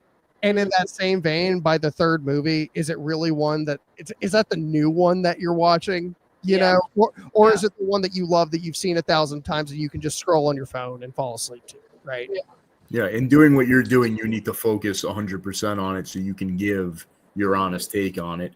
And you kind of check out a little bit after a few. So I understand what you're saying. That's, kudos to you for being honest about that as well, because I don't think people don't think about this. That, oh, look what they're doing. That's great. But the reality of it is, just like that comment said, there's so much work that goes into it mentally and, in a labor intensive way. So, again, thank you for doing what you're doing for the community, for these creators, really giving them a voice and an audience that they probably would not have had otherwise. And giving them a fair chance too, because sometimes when I go on, what is it, free film? What you said, film free, yeah. Sometimes when I do my research to see what the submissions policies are like, I get it to a degree, but at the same time, it's disheartening to see in the fine print, it always says that there's a chance that your film is not going to be reviewed. So I'm going to be putting in $25, $50, whatever amount of money I have left in my pocket for a chance for you to review the movie that we worked so hard in. So the fact that you guys really put that energy and effort and your time and use it to look over all the submissions and stuff while your brain feels like pudding, it means a lot. So thank you. Oh yeah. And we're just two boys with dream and some pineapples. Right. And this is a passion project. This isn't something you're doing full time, I'm assuming. Oh yeah, no. I'm don't worry. And all the while, they're still dropping their podcast. Their own content, right? Yeah, they're still doing it. Like, I don't know. It's really incredible. A lot of you people in here, I don't understand how you guys do it. You guys manage to squeeze 26 hours out of a 24-hour day. I don't know how you do it. I don't know where you manufacture this extra time, but kudos to you guys. John, I want to ask you a question real quick. I want to take this back. How, when, and where did you first know that independent horror films was the direction you wanted to put your energy into? Like, what triggered that? Because obviously, growing up, you definitely were exposed to the mainstream horror films and everything like that. But at what point, and what was the catalyst to make you say, you know what, there's a lot of dope indie shit out here. Let me stick my toes in this indie water and see what's going on with all these dope creators. Like, what caused that? What made that happen? I want to know what turned John to the independent scene. Yeah, what mainstream movie was so fucking bad that you decided to go to There you go, yeah. Jaws. He's going to say Jaws. Here we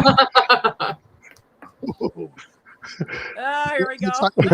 You're trying to pour my blood already, Swift. But in all seriousness, that's actually like one of my favorite questions I've ever been asked, because I have thought about that a lot. And I think growing up, you see a lot of movies that there was like this weird time where like it was indie, but when you're born in the 90s, it's kind of not. So you have like stuff like Basket Case, right? Or Night of the Demons, or something that like even Nightmare on Elm Street. I mean, Heather Langenkamp got paid like $5,000 to be there. You know what I mean? And that's insane for like the time.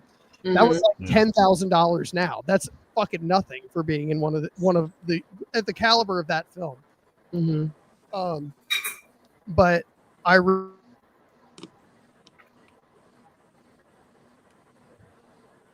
Oh, Mike. Oh, we lost you. Am I back? Went out for a second. You're good. Okay. Yeah, there you go. There you go. So we had just started the podcast, and we were going to start moving into interviews. And I had some friends that were actors, and we were doing some local people as well to try and get like that grassroots feel and kind of like give people a space too to kind of talk about stuff that was happening in our city too. At the end of it, we were talking about like we would do the same format where we talk about a movie, and then we would start talking about like housing developments and how the issues kind of contrast in Winston-Salem, and just shit like that. And I remember I was like, I have this thing where like I'm not afraid to talk to people, and I'm also just not afraid to say fucking whatever. It is my most endearing and least endearing quality that I have. And I remember I was going through Instagram or whatever, and I saw this story from Talk Scary to Me, because I love Danielle Harris. I love Scout. I think they're fucking incredible, and they have a great show. And they had reposted a story from somebody else that was like, listening to my favorite horror podcast while I get ready for my horror movie. And I saw that and I was like, I feel like I'm pretty on the up and up for who's in like movies and shit like that. And I went to their Instagram page or their IMDb page, and it was a list of stuff that they were going to be in, or that had already finished production or whatever, right? And I was like, this looks fucking awesome. Like, this was like Wolf Hollow and Phantom Fun World, and Nice. and I was like, I would love to talk to them about whatever, right? And that person was Spooky Madison, who is a very dear friend to me to this day. We talk all the time. They are incredible. One of the most talented people that I have ever met.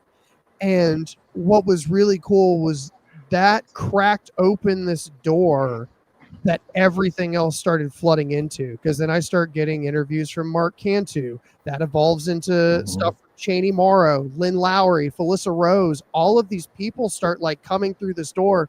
And it literally never would have happened without them and doing all of this dope shit and having something. And again, it's like it's just giving somebody the time of day when they're doing something to just look at it and see if it's fucking awesome or not. Because I could have looked at it and been like, this shit looks like it sucks, and just gone about my day.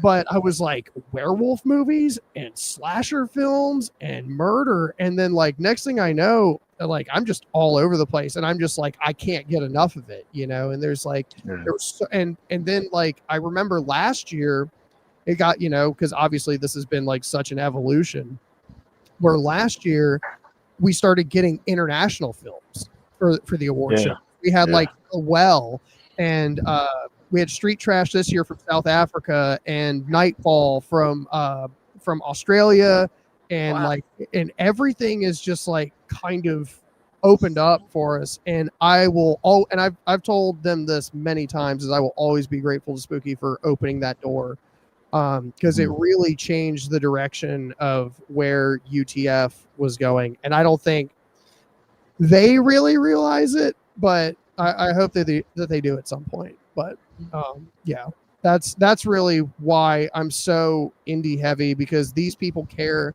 and there are so many better performances than from so many other like top tier actors and shit. Cheney Morrow is one of the best actors I've watched in anything ever. Like, if you go back and you watch Malum and you see him play, you watch him play John Malum, act like that's not one of the creepiest Charles Manson style fucking cult leader shit you've ever seen. And he just nails it. He just fucking nails it. And you know, it's funny because I think a lot of people, and Leah Voicey from Terrifier 2, I was interviewing her recently with Anthony Dane. Also, they were both in Spooky's first feature film, What's Wrong, Wendy. Make sure you guys check that out. What's Wrong, Wendy? It's gonna be fucking awesome. It's gonna be fucking awesome. If you like Jennifer's Body and stuff like that. Okay. Yeah, it's like Jennifer's Body, Ginger Snaps, Sapphic Lesbian Vampires. Yeah. It's all right. I'm down. I'm with it. Out in Ohio, they're just like building their own Avengers out there. It's fucking crazy. They're doing incredible work out there. But Leah was talking about how much we are moving in the indie direction, because like I talk about this a lot, where it's the availability, right? It's the fact that like back in the day, if you were making an indie film, the best thing you could get was a camcorder. right? Now we've got people that just own Red Scarlets in their house. Like, and that is fucking wild to me. But you find that guy, you find somebody else who just makes like dope special effects, you find this person that knows how to write, you've got a movie. Maybe not a lot of money in the first couple, but that builds, and that passion will outshine everything else. Absolutely. I Great agree. points. Yeah. Awesome. Wow, you just freaking rocked us. You got us up. Always. You got us at most I was words, like, man. damn, I was trying to shut the fuck up. Yeah, you're really kicking ass. Sam, you're in the indie film world. You're in the fan film world. You're a performer. What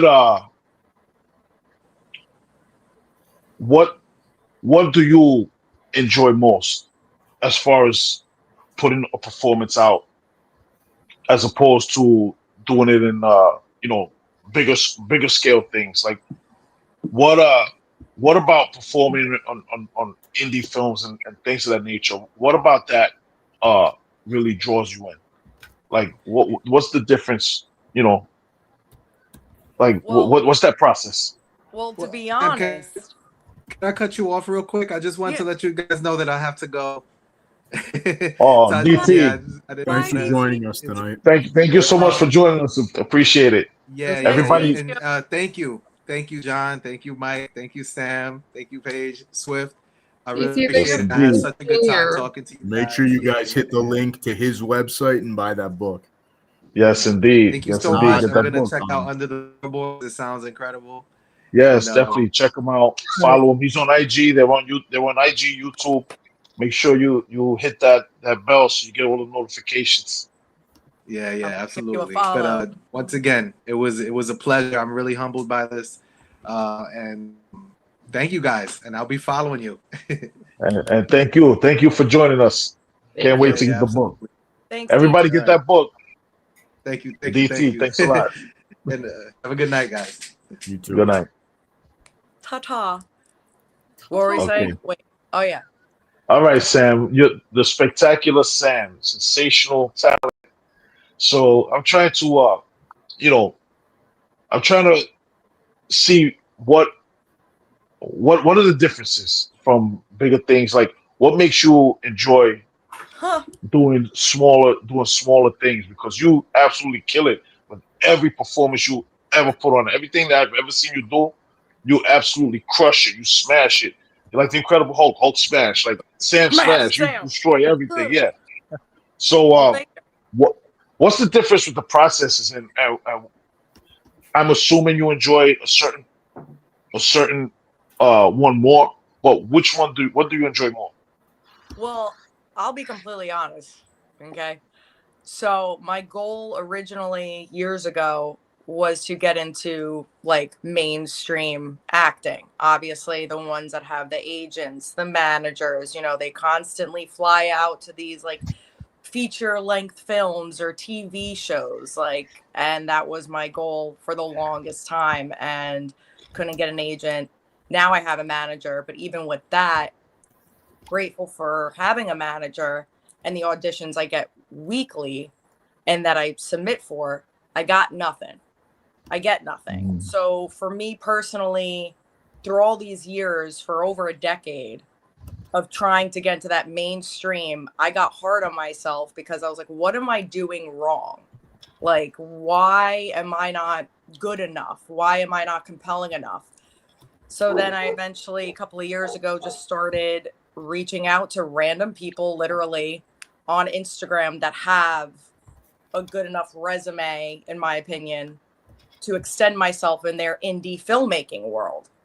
Because my mom always told me growing up, because my parents are the hugest supporters of my acting and modeling and stuff. They always said, what's the worst that's going to happen to you?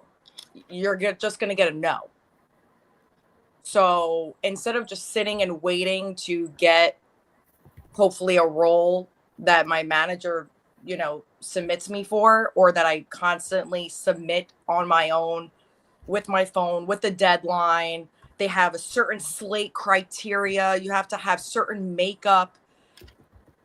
The rules and policies behind it are so extensive and exhausting that I was like, I'd rather just be my genuine self and be vulnerable and reach out to people on Instagram. And a long time I got no answers from people or a no, but I didn't stop.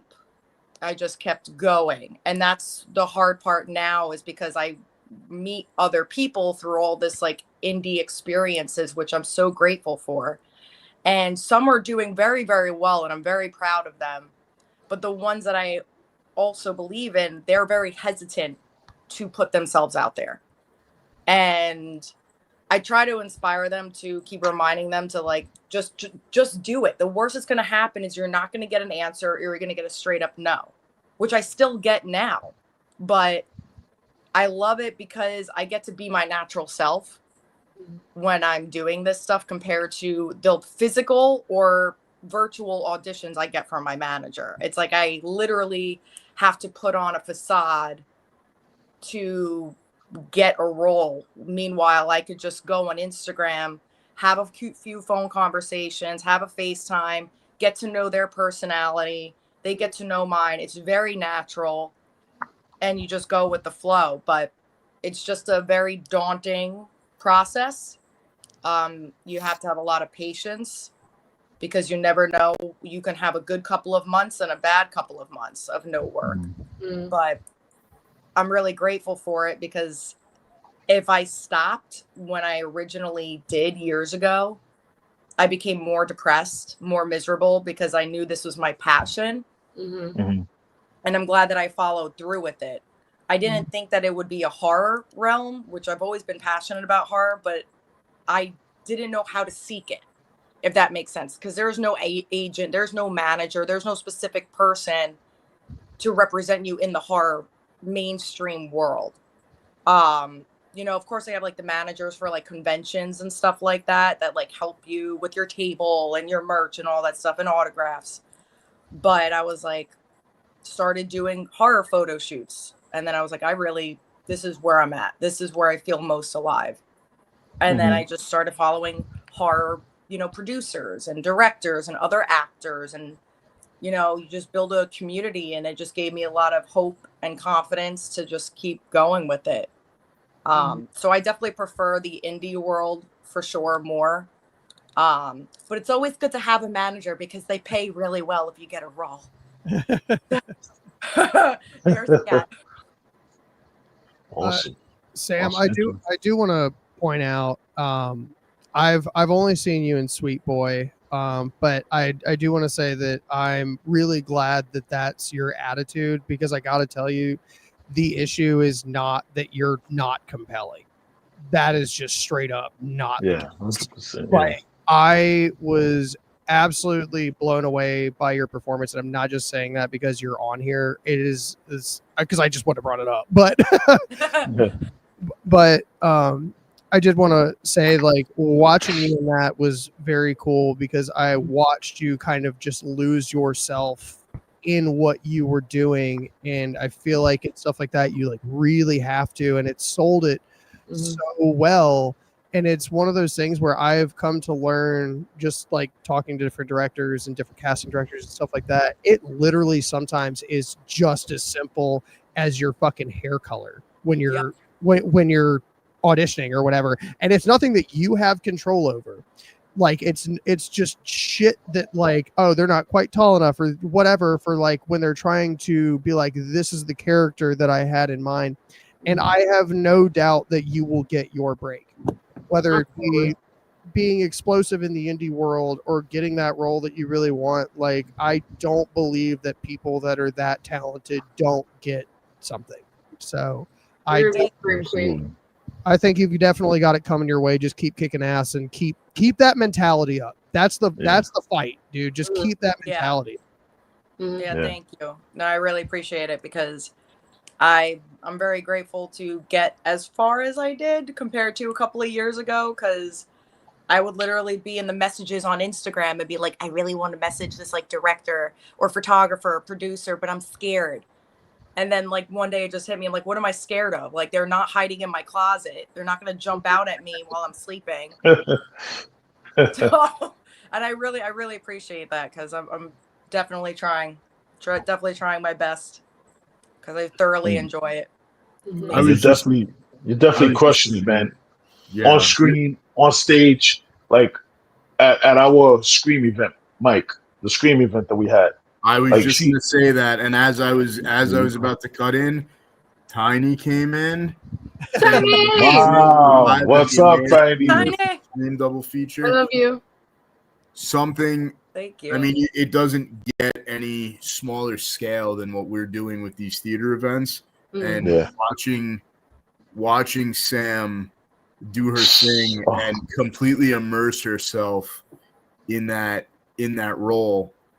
I mean, yes, for those of you that weren't aware, we did a Scream double feature last month or 2 months ago, I guess at this point, at the Emmaus Theater in Pennsylvania, where we showed both films, but we also had a cohesive story running throughout the night, and we had an ambulance outside carting away a corpse. But besides the fact that the ambulance was there, it was Sam outside and her ability to make yourself cry on command and really sell what was happening that had people walking up that didn't realize that they were getting a little more than just watching these two movies, terrified to walk into the theater because they honestly thought somebody was dead and being carted off.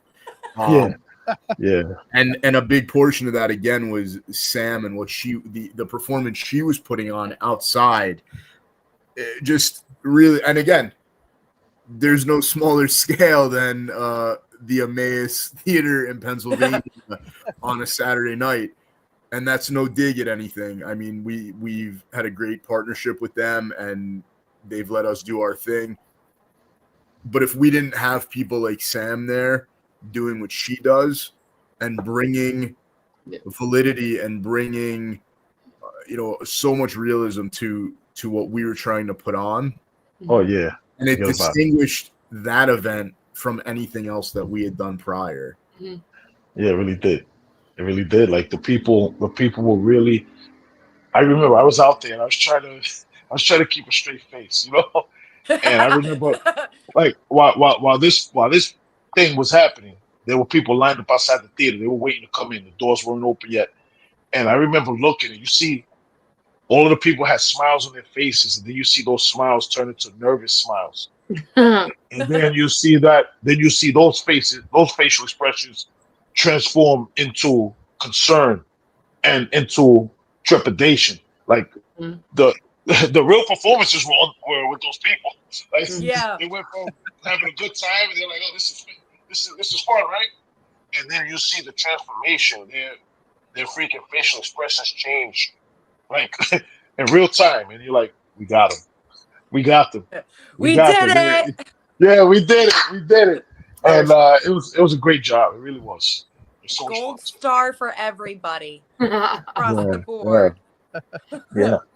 And all night long, you have people. They told the theater. They said, "Listen, we were looking for the team. We were looking for that crew to break all night long. We were looking for them to break, and we couldn't tell. Like, was this thing real?" And at the end they found out, but they were like, the whole time we thought we were really concerned. We thought it was real, which I guess we did a little. Well, you did a little too good of a job because they were really concerned, But that just speaks to the talent that you have and the effort you put into these performances. Absolutely. And you carried us like crutches, So kudos to you because you made us all. You carried us. You carried us that night, and you freaking killed it. And you're a talented thespian, man. And so happy to have you here with the team, man. Thank you so much for rocking out with us because you're an amazing person. You got a great energy. You're a talented performer, and we're just happy to have you here. Thank you so much. If you had any doubt about that, Sam, go remind us how many views Sweet Boy has right now on YouTube. 38,000 views. Yeah. Amazing. 2 weeks, 3 weeks. You fucking killed it. It's like 3 weeks, yeah. Right. So Everybody go check out Sweet Boy. to do those numbers Sorry in to say. 3 weeks, yes, that shows how talented Gus is, but his vision was only brought to life because of you and Josh. Absolutely. Yes. I'm saying you can't color grade your talent. Yeah. Yeah, 100%. Mhm. 100%. I never was viewed it awesome. that way. That's funny. Yeah, So yeah, true. yeah, absolutely. Absolutely. It was No, a fantastic I really film. appreciate That it. is excellent. It is Yeah, yeah. absolutely Yeah. excellent. Yeah. But I want to have Gus submit more of his stuff out there because a lot of his films beyond just Sweet Boy is outstanding work. oh yeah, Outstanding. he's Like, got Family Recipe. He's got a bunch. Yeah, go Yeah. ahead, Sam. I'm sorry. No. You good. But like piggybacking off of like what you guys said, which again, thank you for that. Really means a lot to me. Warms my heart. The compliments and the motivation. But with submitting to films like festivals, is there any advice that you can give Johnny to beyond what I said about just do it? The worst you'll get is a no. To aspiring filmmakers in the indie world specifically, is there any advice that you would give them to just get themselves out there besides just maybe posting it on Facebook, Instagram, YouTube, all that good stuff? Fuck. Yeah. I mean, I think you've kind of summed it up the best, where it's like the worst something somebody can say is no. But what I will say from the creative perspective is I feel like I think there is a difference between knowing that your film is not ready. Check the link, make it 39. That's it. Let's go. But I think that there is a pretty big difference between knowing when your film is not ready and when you're not ready. Mhm. And I think I have come to find that I'm never going to be ready. And I think most filmmakers feel the same way. I think there's plenty that don't, but I think there's a lot more, especially in. I learned this when I was on the set for Ember. Was I did not direct it. I was first AD. I was the caterer. I was the producer. I was the story writer, the script writer. I was a bunch of other shit. But I didn't want to direct it because I had never directed anything before. And the director is somebody who really compartmentalizes and organizes everything in the way that they need to be done. And Garrett Spake, who directed that, did an incredible job of that. And I learned a lot of what I would do and what I wouldn't do. And that's not a slight against him. That's literally working next to literally anyone, right? And that's kind of how we all formulate our own methods for doing a lot of this stuff. And there was a point where you get back and you're editing and you're like, fuck, we don't have this shot. The sound guy fucked up and this sounds like dog shit. And we have to do ADR and we have to do this, that, and the other. And it's like, you should absolutely fix all of those issues. Like, you should go back and make sure that everything is above passable. Something that like, because you're always going to see those imperfections, especially when you're in the editing room. The thing that he brought up to me was, he's like, I don't think you're a writer. I think you're a writer director, because I was very clear about like a lot of stuff that I wanted and this, that, and the other, but I didn't know how to do it yet. So it is a matter of working with people, figuring out what your strengths are.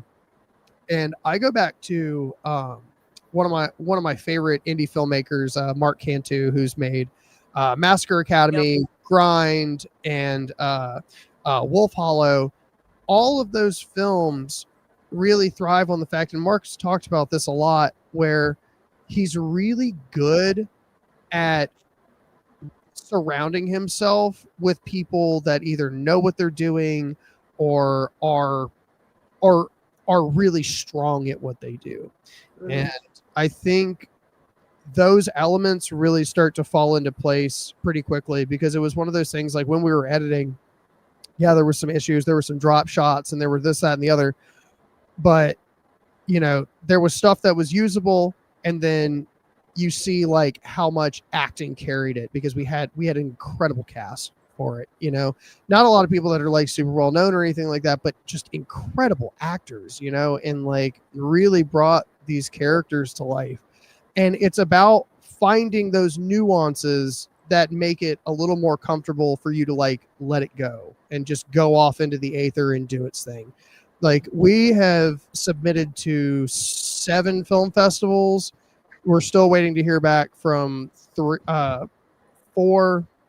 but we got, 8. So we got 4 we're waiting to hear back from, 2 that we got denied from, and 2 acceptances. And it's like, you never know what's going to hit where, and this, that, and the other. Mm-hmm. And I think the last thing I'll say about it is, and I hold this true to the podcast as well, always punch above your weight class, or fucking try to. Like, I never thought that I was going to get Lynn Lowry on our show. I never thought that I would talk to Felissa Rose. I love her, Lynn Lowry. Oh, she is the girl. The amount of stories I have with Lynn, because I met her during the Wolf Hollow premiere, and she's been on our show, and like, she is amazing. She is amazing. And she will talk some mad shit. Like, she about drank at the table, and that really? Oh yeah. I can't picture that. That girl can drink. Oh wow. She was drinking straight whiskey all night. I was very impressed by that. No, she's my wow. She's my spirit animal, and I love her. But just find that point where you're ready to like let it go, and it's gonna be what it is. I'm not saying don't work hard. I'm not saying don't make it the best that it can be, but you do have to let go at some point. Yeah, you have to let people see it. And another thing that you can do too is, like, I sent this to a lot of people before I sent it off to film festivals to get opinions. And I actually sent it to Spooky, and she was like, I think you need to work on this aspect of the color grading. She was very straight up with me about it, because she was like, or they were like, you have a lot of these colors, like your hot reds and your purples and all of this deep stuff that could be accenting the scene a lot more. And I'm like, oh my God, you're so fucking right. This is why I sent it to you. So find that circle too of people that are going to be honest with you. And for anybody listening right now, if you want to send us your shit, we'll be honest with you. He's definitely going to do that. No. Yep. Absolutely. I'll be nicer about it though. Like, I will. I definitely give more grace to an indie film than a film that had $18 million. Like, they can fuck off with fucking up. Like, you had the money to make it work. Yeah. That's and awesome. John, before you guys go any further, just really quick, Jimmy's been asking this question for that's about 15 minutes, and I have not put it up because I want to let him type, because all he does is send us audio messages. So if you could just please answer, do you have any plans on making a feature-length indie film? Jimmy's dying to know. Yeah. Yes. and I would just keep it at that. Let him ruminate on it a little bit. I will say the one thing I will say about it is I've not even a little bit, Jimmy. Not even a little bit, Jimmy. We'll give him. It's okay. I have been talking to some producers and stuff over the last year about getting some stuff in line, and I've made some really solid relationships. There are. Mike. Throwing milk duds at fucking Jimmy all Saturday. The tasty milk duds. A true delight. I think we're gonna partake. I will say there are 2 scripts in particular. And actually, really, there's 3 right now that I'm kind of bouncing between 3 different studios of who I would want to work with for each one, based on like what I've seen that they do and how stuff turns out, like it's like I would much rather work with this person to make this happen, and this person to make this happen. So that part is a little up in the air. But I will be into movies next year, which is kind of cool. Cool. Yeah, Can you tell us what they are or no? I cannot tell you the title, but what I can tell you is a really good friend of mine and a very talented filmmaker reached out to both Eric and I and was like, "Hey, I really want you guys to play these two main characters in this, or not the main characters, but part of like a group of characters." And I messaged him back and I was like, "You do realize that I'm not a fucking actor, right?" And he was like, "So I thought that you would say that." So I wrote this role as you. Oh fuck. Well, how do you do that? That's awesome. So the part that you're getting of me here is going to be that. Yeah. I know you're gonna kill it. I know you're gonna kill it.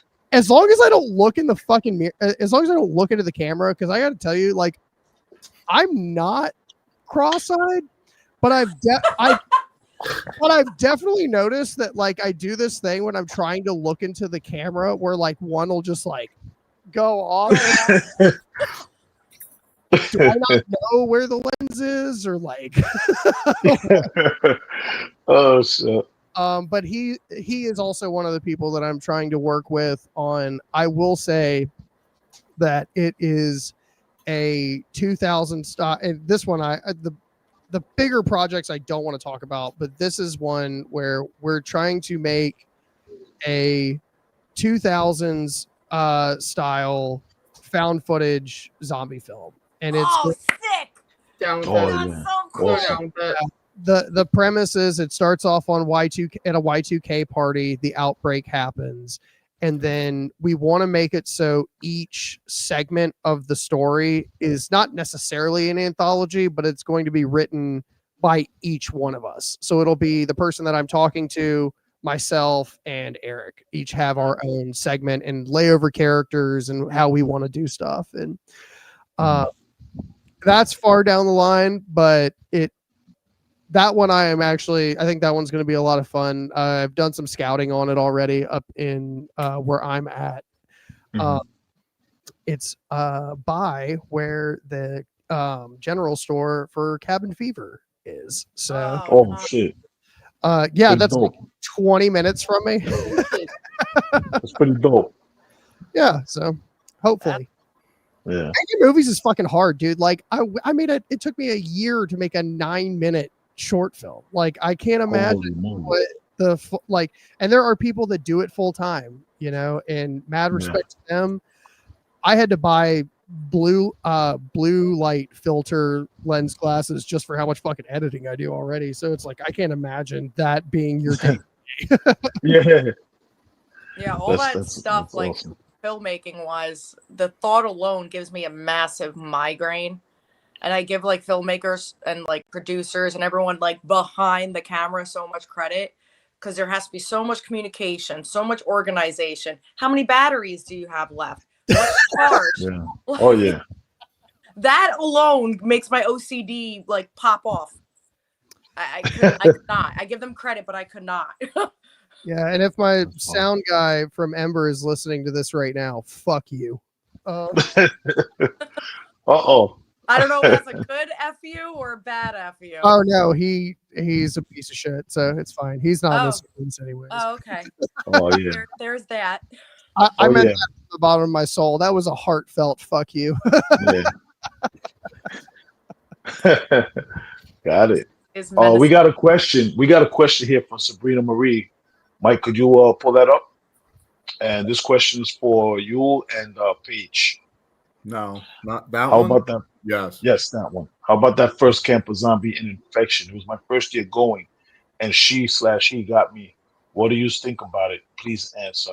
Yeah, she had asked this before in the chat. I saw it, and we never really got to it. I didn't go through Infection, so you guys went through it. What did you guys think about it? Oh, Number one, for everybody who doesn't know, Infection is one of the haunted attractions at the Waldorf Estate of Fear, oh, it's so which is cool. actually the Abaddon Hell House. That's the Abaddon Hotel from Hell House LLC. That's where we did our bloody social event that we were talking about in the beginning of the show.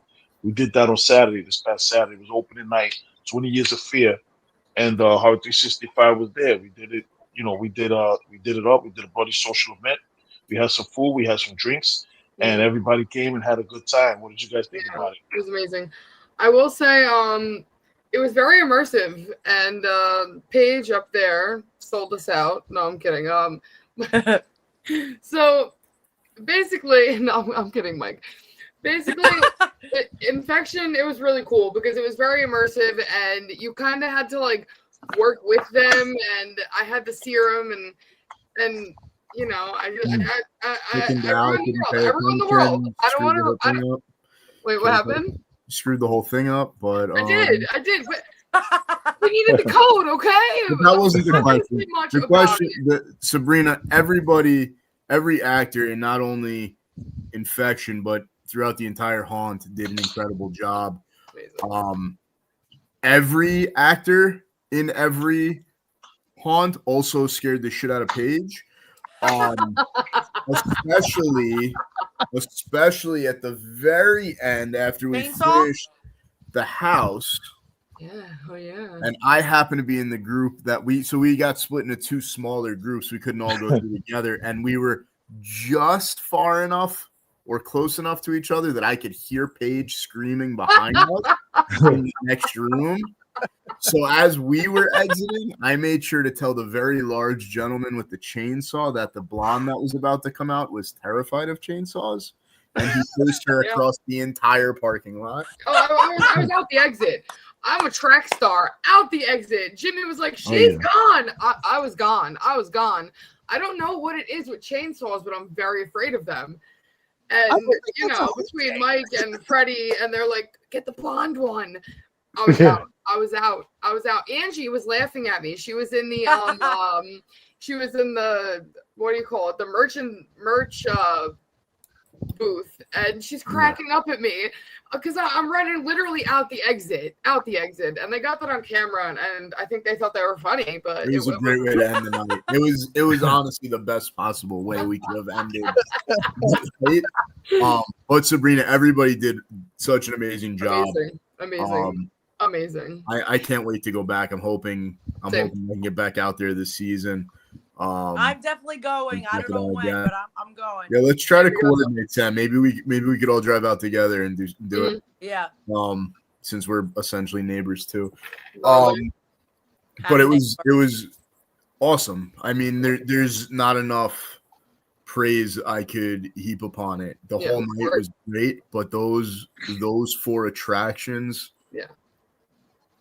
Again, I've been to Halloween Horror Nights. This was better. Better than Halloween Horror Nights. Now, I have a question, Paige and Mike, about the the infection room? Yeah. That you guys were in? Was it like an escape room? It sounds like. So what they did is they locked you in a small room, and they had a bunch of actual sick people coughing through the vents. Oh. You had to find a way to get out. No, it was like it was a trail that you went down, and it was. Like how long would you say it took, Paige? Maybe 5 minutes or so. Like 5 minutes. Right, and it was just a trail, and as good as the actors were, the set pieces were insane. They were. I tripped over a couple things. Almost busted my ass, but the sets were amazing. I feel like we need to get Paige like a knee pads, elbow pads. We do. So I have news for you. You're gonna need knee pads for some of the football helmet. Football helmet. But like, it's cool because I didn't understand at first that what they were telling you to do, you were supposed to be doing. So they're like, grab the food, and I'm just like, what do you mean? But then it's like, I don't want to spoil anything for anybody, but like, you got to the end, and it's like, I screwed it up. I killed us all. So it's like, and Paige over there, up there, because what were we saying? You called me Mike, and I said you were Paige. I don't even remember which one that was. Which one was that? Was that infection or the other one? I can't remember. It was infection. I think what happens is I often get blamed for what other people say. So, you said something and blamed it, and then I got blamed for it. So you took over the role of Mike, and I was Paige for the rest of the event. Well, listen, Mike, right here, right. I killed us all. So basically, Paige, I shouldn't choose you for the zombie apocalypse. Like, just don't be in the front of the line. Don't. I'm too gullible. I'm way too gullible. I'll be like, here you go, and then kill us all. So a zombie. I can see a zombie in a white van, be like, "You want some candy?" I'm in that van. You got a Kit Kat bar? I'm in that van. Well, he doesn't speak English, but he does have candy. So Yeah. Oh man, you know that's what? My hilarious. favorite was the Abaddon Hotel itself. That terrified me. There were parts of that haunt that actually terrified me, and I'm not easily scared. I can hear you from 100 feet up. I know everybody wants to go into the haunts with me because of how I reacted to shit. Like, man, you gotta go. You have to go. Sam, let's go. Let's go. Sam, well, we're neighbors too, right? We are neighbors. I think you're like 20 minutes away from me. Yeah, I will make another trip out there because absolutely. Yeah, I want to go back. Listen, you don't understand it until you're there. And like, I was in the one room and I'm looking at the guy Fred and I'm like, I've been here before. And then I'm like, wait, I saw the fucking movie. Obviously, I've been here before. Yeah. So there was just some parts, man, that fuck me up. Excuse my language, but like, was the clown there from Hell, like the Hell House clown? Oh yeah. I don't like that thing. Oh no! Just real quick, what Jimmy's referring to is we were invited back to host Halloween as well. I think I want to do it. You should definitely, if you're able to, Paige. Yeah. I would love to go, but the drive there on a Friday night after work is unfortunately just too far. And I want to take my little guy out trick-or-treating for the first time. So congratulations. Yeah, that's awesome news. Jimmy broke that to us. I believe it was yesterday. I love that. I mean, that's incredible. It shows how good a time everybody had on Saturday. Yep. I meant taking your little dude out for trick-or-treating. Oh yeah, that's pretty cool too. I don't think he's gonna get it. He doesn't eat anything as is, so he's not gonna give a shit about candy. I can't even get him to drink chocolate milk. We can share candy. I think he's just gonna have fun running around and potentially going from house to house. What is he gonna dress up as for Halloween? I don't know. Last year we had our costumes in like July of last year. My wife and I were Ghostbusters, and he was Stay Puft.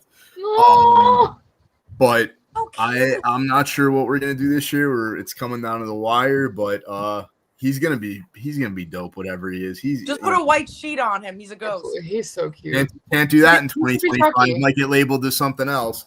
But, yeah, we don't want that. He should definitely be Chucky. I'll talk about that really quick. Big shout out to Randy Falk and NECA. They let us borrow their very expensive Chucky life-size replica to display our merch on and push our merch a little bit for Saturday. And shout out to NECA. All that was. Yeah, I'm hoping we'll be able to acquire one for Horror 365 in the next couple months. But I brought him home on Friday night, and my little guy's 2.5. I think he's seen this before. He's been to the studio and he's seen it, and he runs up and hugs it like it's his sibling. And I think it's just because it's smaller than he is that he loves it. So he kept going up to it. He was trying to take it by the hand and lead it around the house. I hid it in my pantry because I was afraid he was going to end up breaking it. The eyes moved. So he kept running up and trying to like roll his eyes. Oh shit! And I put him in the pantry, and he ran around the house for a half hour screaming, "Hey, Chucky, where are you? Where are you?" Nickname basis with him apparently. So it was all, to the point where my parents were like, "Go to Spirit, buy the cheap one. He's gonna love it." He went up to it. His eyes didn't roll, and he was like, "Fuck this! It's not the $400 one. I'm not Oh, oh shucks. He's like, nope, not good enough. Next. Nope. Next. Bougie. Literally. That's hilarious. No, but if you haven't experienced the Waldorf Estate of Fear, please experience it. Especially the Abaddon Hotel. Oh my god. I want to go back a million times. A million times. All I'm gonna say is within driving distance, get out there. It's affordable. It is. And it's just a great time. Yep. We should try to do like an overnight if that's possible. Like, I would love that. Listen, we have some people that are close with Angie that maybe can make this possible. Then I would really be scared because that's gonna really test my comfort level. Listen, there's an elevator part in that, and let's just say I think I peed myself. I'm not gonna lie. I'm pretty sure I did. A diaper. You gotta get a helmet, knee pads, elbow pads, a diaper. Listen, I'm a great time to bring to a haunt. Let me tell you that much. Yes. I'm just gonna say that in the coming year, Horror 365 is absolutely going to be doing at least one fully immersive experience. We don't have a location for it yet, but Waldorf. Yeah, right. Listen, we got big things coming, and I already know it. I feel it. Y'all gonna die. I'm manifesting it. Okay? He's got. Wait. What happened? What I Stream missed? event was the tip of the iceberg for what I'm we're so gonna sad do. I missed that. It's okay, Paige. Don't worry about it, because what's to come is gonna blow that out of the water. So absolutely, big plans. Big plans. We're gonna rock and roll, man. We're gonna really bring it, and we already bring it with everything we do. We try to do the best job we could do. We try to keep everybody. I would think the thing that we're about is making everybody have fun, making everybody have a really good time, and making people know it's okay to have fun again, and that's our goal. Yep. And we're coming to drama-free fun. Yeah, we're coming with the hammers blazing. I'm gonna say it like that. I'm not gonna say it the other way I was gonna say it. But yeah, we're coming with the hammers blazing. So we got some things coming down the line that it's gonna be really cool, and everybody's gonna have a really good time. And we got to get the whole Fear circuit down there. We got to get under the floorboards. John, we got to get you up here. We got to get you surrounded. We got to be here. I want to go. Yeah, absolutely. Not to the sleepover, because that's where y'all get ice. Yeah. John's not with that. Yeah. Johnny, do you not like horror attractions? So it's not even that. Here's my thing, man. I have been a staunch atheist my entire life, and I still don't fuck with Ouija boards. Never fucking on a Ouija board, man. Other than the one I got from Spirit Halloween that we did fake coke off of for the award. That's a whole I had a bright pink one. I had to throw it out. I was like, we were filming it, and I was like breaking the lineup with the whatever you call the fucking tracker or whatever, and I was just like, I don't love this. Oh man, that's funny. Before we wrap this up, I want to know, it's October 1st. What is everybody kicking off this month with? What are we watching? What is your first movie of the month that you're gonna officially kick off the Halloween season with? What are we watching, guys? If you're still with us, throw it in the comments. What are you guys watching tonight or tomorrow or earlier today? You know what I want to watch? I want to watch Sinister tonight. I really loved that movie. Dude, I wish I could watch that movie for the first time again, because that movie terrified me. Yep. I would watch it for the first time again 1,000,000 times. That thing still haunts me in my dreams. Yeah, man. Let me tell you. I can't stand. I like the movie, but it was so long ago. It was like on the DVD track or whatever. And like, you know, when you fall asleep, the DVD just keeps going with the freaking music. It woke me up every single time I would put that damn DVD on, and I hated it because I was like, there's something on my bed. I think it's possessed. I really think that movie's got some weird demon thing or whatever. I'm not. I'll agree with you. I'll agree. I will agree. So good luck, Paige. Thank you. I have my dog and my cat with me, so hopefully I'll be all right. Yeah. Oh, it is. Yeah, so as far as myself, I'm going to try to watch something that I haven't seen any at all. And one of them is Halloween. I want to try to watch that. And I also want to try to... that you haven't actually watched. I wasn't sure what you were going to say. Yeah, Halloween. It's called Halloween. And another movie I want to watch is something that I learned about through Under the Floorboards. I want to watch Grind. I want to watch that. Nice. Oh, Adam's Family Values, Tiny Terror. Somebody said they watched Haunt, or they're gonna watch Haunt. That's a great movie. Oh yeah, Haunt's a good one. You know what else is really, really good? The House is October Bill. It's like, oh yeah, The House is October Bill. I put that on last night. But that shit follows you. That movie scares the shit out of me. I put that on last night for the first time, and I immediately, but that has nothing to do with the quality of the movie. It was 11 o'clock, and I've been around children all day. Yeah, that's Brother Swift right there.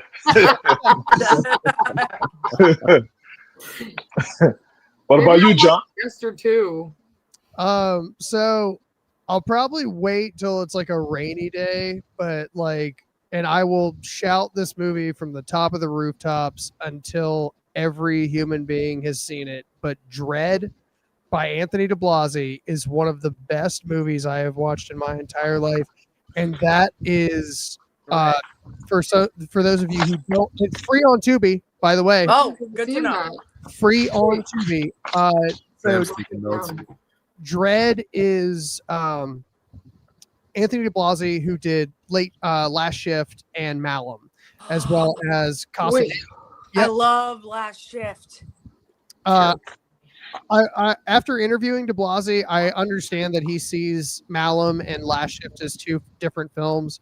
I do prefer Malum, just because I think what's incredible was he made the same amount, or he made more story in the same amount of time, and that's fucking insane. I'm gonna watch Dread tonight because Last Shift and Malum are amazing movies. And so Dread, for those of you who don't know, Dread is literally so Anthony DeBlasi, when he was getting his internship over in California, he was over at Marvel Studios back when it was part of FX, like Spider-Man had just been shot and all this kind of stuff, and he was about to get shipped back to Boston to finish up everything, but he's like, I want to work out here a little bit more, get another internship. So where did he work but for Clive fucking Barker? So Dread is a short story written by Clive Barker that is written and directed by Anthony DeBlasi. And it, like, when we talked to him about it on the show, like, he lit the fuck up because he was like so excited. Like, not a lot of people know about this movie, which is crazy because one of the main actors is Jackson fucking Rathbone in the, like, this is during his Twilight era. It's insane. The movie is absolutely astonishing. It's one of my favorite movies I've ever seen. And then I tend to kind of start reverting in Halloween season to classics a lot, and a lot of my favorites. So I'll probably watch stuff like The Crazies and Night of the Living Dead. And shout out to Jimmy, Dream Warriors is one of my favorite movies. It's the best time of year to fucking watch it. And you know, I've got my indie fill right now because I've been doing nothing but that for the last like 2 months, especially with all of these amazing submissions and all that kind of stuff. But definitely watch Dread. And actually, another fun one that's free on Tubi now as well is Late Checkout. That's good. Yeah. I don't think I've heard of that one either. Late Checkout So that's also Cheney Morrow from Malum and a bunch of other stuff. Or from Malum, Haunt, bunch of I would definitely check out Late Checkout. It's just a classic slasher. It's not super long. It's free on Tubi. One of my favorite special effects artists for the modern day, Derek Worley, worked on that, and he killed it with the effects in this film. Absolutely killed it. Oh, also, Elsie Holt from who's You're Next is also one of the characters in it. Like I still don't understand how they pulled that film together with the budget that they did, but they fucking did it, and it is so worth watching. So check out Late Checkout, check out Dread. I'm going to 100%. Both on Tubi. And especially y'all here, let me know what y'all think, because I really want to know what y'all think when you see. Yeah. I'm gonna watch Dread tonight. Absolutely. Yeah, I'll watch it with you.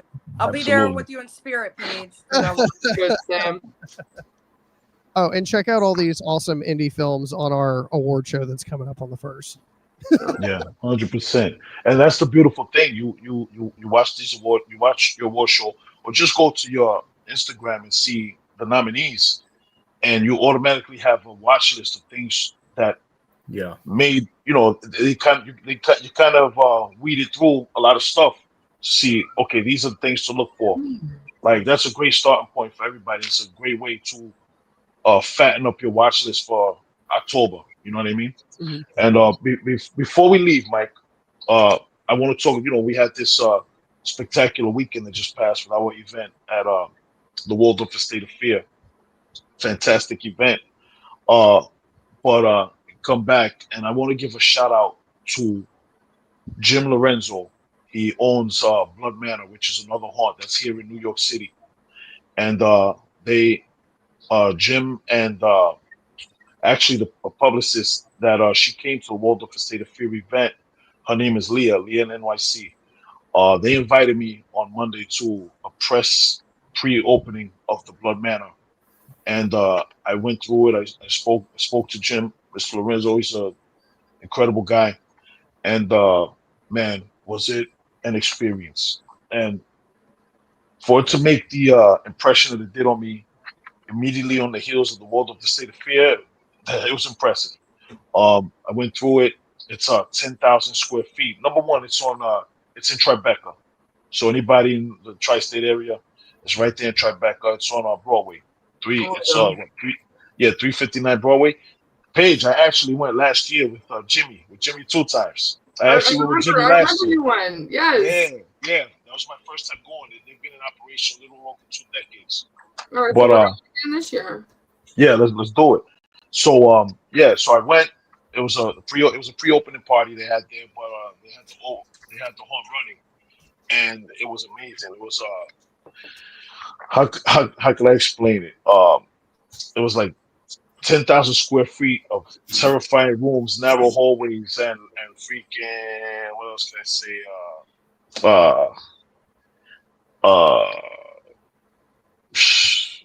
Like passageways and stuff like that. And the actors were on fire. They were surprised you. They were popping out of nowhere. It was a lot of fun. And their opening night is actually going to be this Friday, October 3rd. And they're going to be operating from October 3rd until November 8th, I believe it is. But if you're around, check it out. This weekend, October 3rd and 4th, it's like 15% off the tickets. So anybody who wants to go, try to go this weekend. It's opening weekend. And they have, it's awesome. They have a part where you put 3D glasses on, and they have like the black light. It's sick. It's an amazing experience. The actors are sick. Listen, I'm not a dude that gets scared of stuff, and I jumped a couple times, so it was a lot of fun. I would implore everybody in the tri-state area, go to Blood Manor, go support, and go get the shit scared out of yourself, because it's a lot of fun, and you're gonna be laughing. You're gonna cry, you're gonna laugh, and it's a wonderful haunt. So shout out to Leah, and shout out to Mr. Jim Lorenzo. And I'll be seeing you guys soon. I'm going to be going there. And That's really it. That's all I want to say. I want to shout them out. And it's been on like New York City's best haunted houses. It's been Oh, on wow. there a few times. Yeah, they covered it on the Jimmy Fallon show. They talked about it.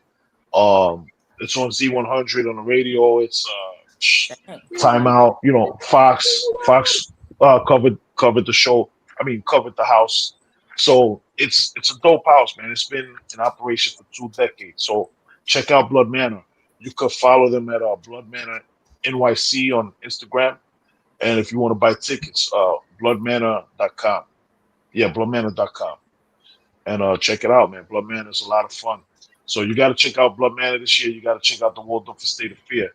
Listen, the season's short, so we only have a limited amount of weekends. So let's get out to these haunts and let's have some fun. Let's Yeah. do it. Yeah. I agree. And as far as Horror 365, next Friday we have our fan free for all, and we're gonna have on David Weiner from In Search of Darkness. So come out for Awesome. that. Oh, okay. Come join us. Swift, what else? I know the rest of our year is pretty calm, actually, but I mean we're gonna have our weekly Yeah. shows, obviously. Yeah, we have the weekly shows. We're gonna man, we're busy. We're busy, but we you know, some of the stuff that we had on the schedule, we took it off because we're really trying to ramp up 2026. We're gonna come out swinging, and we're gonna try to kick some ass, take some names, and play the game. Hell yeah. We're gonna do. Hell yeah. Indeed. My cat and dog are fighting in the background. Oh, Otis, behave. I know, he's like beating the crap out of Sonny. So yeah, man. But yeah, John, I want to thank you so much for coming on the show, Yeah. for giving us your insight. Like you It's always a have an pleasure being with amazing, John. absolutely. incredible, you know, approach to everything you do, and so proud to be Fear Circuit brothers with you, bro. Proud of you guys. You guys bring it. Listen, everybody, get a little preview and go back and watch the 2024 award show Under the Floorboards. Check it out. You're gonna get a little taste, and watch all of their interviews too, because they have some of these talented filmmakers and actors and on the show, and it's so much fun. You watch their stuff; it's so much fun, and it looks like everybody's having a great time on your show, John. Like you really bring that energy with yourself. You know, you and Eric, man, you guys get busy, and man, I just enjoy everything you guys do, man, and keep kicking ass, man, because you're superb at it, you know, and keep don't change anything you're doing. Don't change anything you're doing, because everything you're doing it makes you, and that's your fingerprint, that's your trademark. Well, that's my Tylenol symptom, but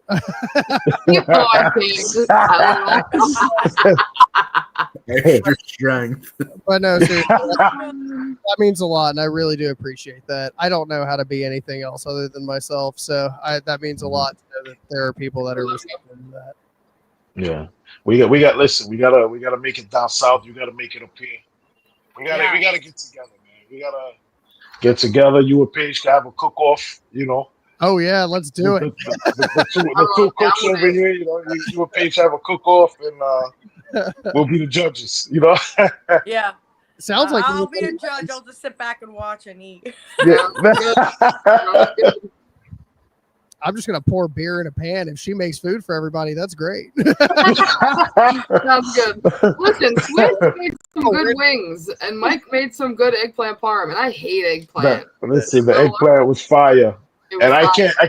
I can't take credit for those wings. I can't, but I'll let them know that Princess Paige approves. Yeah, 2 thumbs up. I'll let them know. And you forgot the wings too. You forgot some of them. I was so upset. I got back to the really, really shady place I was at, and I was like, Storm, I forgot the fucking wings. I was so upset. But I still have my catalytic converter, so that's really all. There you go. You guys should have came with us. We had a spare room. I see. You should have came and stayed with us. I really should have. I could. I wasn't thinking, Yeah. but you know, Yeah. that's what you get for $80 a night. You get Yeah. crack and catalytic converter stealers. Yeah. Sorry, Yeah. Lord. I'm just sorry. So, Good night. yeah. So listen, everybody, thank you. Everybody in the chat, thank you so much. Mike, you did a Yeah. wonderful job. Everybody give it up. Wow, fake Mike. point Thank you, pointing the wrong DP, way. for coming on. Thank you, John, for DT, coming on. thank you. Thank you, all of everybody that's been with us all night in the chat for sticking with Yeah, us you for guys are rocking almost out. 2.5 hours. Sammy, I know it's tough on these school nights, Mama. I appreciate you being here. Yeah, both of you. Thank you guys so much. And Paige, obviously, thank you very much as always. Always Nemo. thank you guys. John, Thank you for letting me absolute talk to pleasure you. getting to talk to you for a change instead of watching. Yeah. Fantastic. And I want you to shoot me a message. I want to talk about some stuff with you. Yeah. I have to let my dog Sounds out good. before he kills me. It's typically me on communications. That's also for anybody. Like if Good to you know. message UTF, it's typically me. Yeah. Yeah, Yeah, absolutely. we'll talk. I have some thoughts. Yeah, man, if Swift, if you don't have anything else, guys, thank you all so much. I hope you have a great end to the 1st of October. Go watch something scary. Yes, And, indeed. Let's have I'm a so happy that our podcast was on October 1st. Listen, Right? Absolutely. Come on. What We what could be a on the better way. day, guys! Like, Jimmy, what a Jimmy? better day. I was like, well, shit, I'm off tonight. There you go. I Listen, it stayed was meant home to be. from work. I'm on the gas. I was like, it's 7 o'clock. I got out. I'm 45 minutes from work. I was like, I need to get home right now. Okay, guys? Yeah. See, it was meant to be, man. Thank you. We you guys all cooked tonight, man. You know, you guys. Literally. Thank you all. And everybody in the chat, we'll see you next week, Friday. We're not going to be on Wednesday next week. Friday. It's the Friday night fan free for all. And we're going to bring it. And if that's it for everybody, anybody else got anything else to say? Nope. I just love you all and appreciate you all. All right. I love you all. Have a good night. Thanks for love. hanging out. And we will see you next week, Friday. For the Friday. fan free for all. 9 p.m., guys. Everybody. Take it easy. Thanks for Night. hanging out with us. John, thank you. Paige, Sam, Mike, Jimmy. We recuperate, get better because you're gonna be back on Friday to kick some butt. Let's go, everybody. Peace of the Have a good night. All right, Good night. Good night. Peace. I'll see you soon.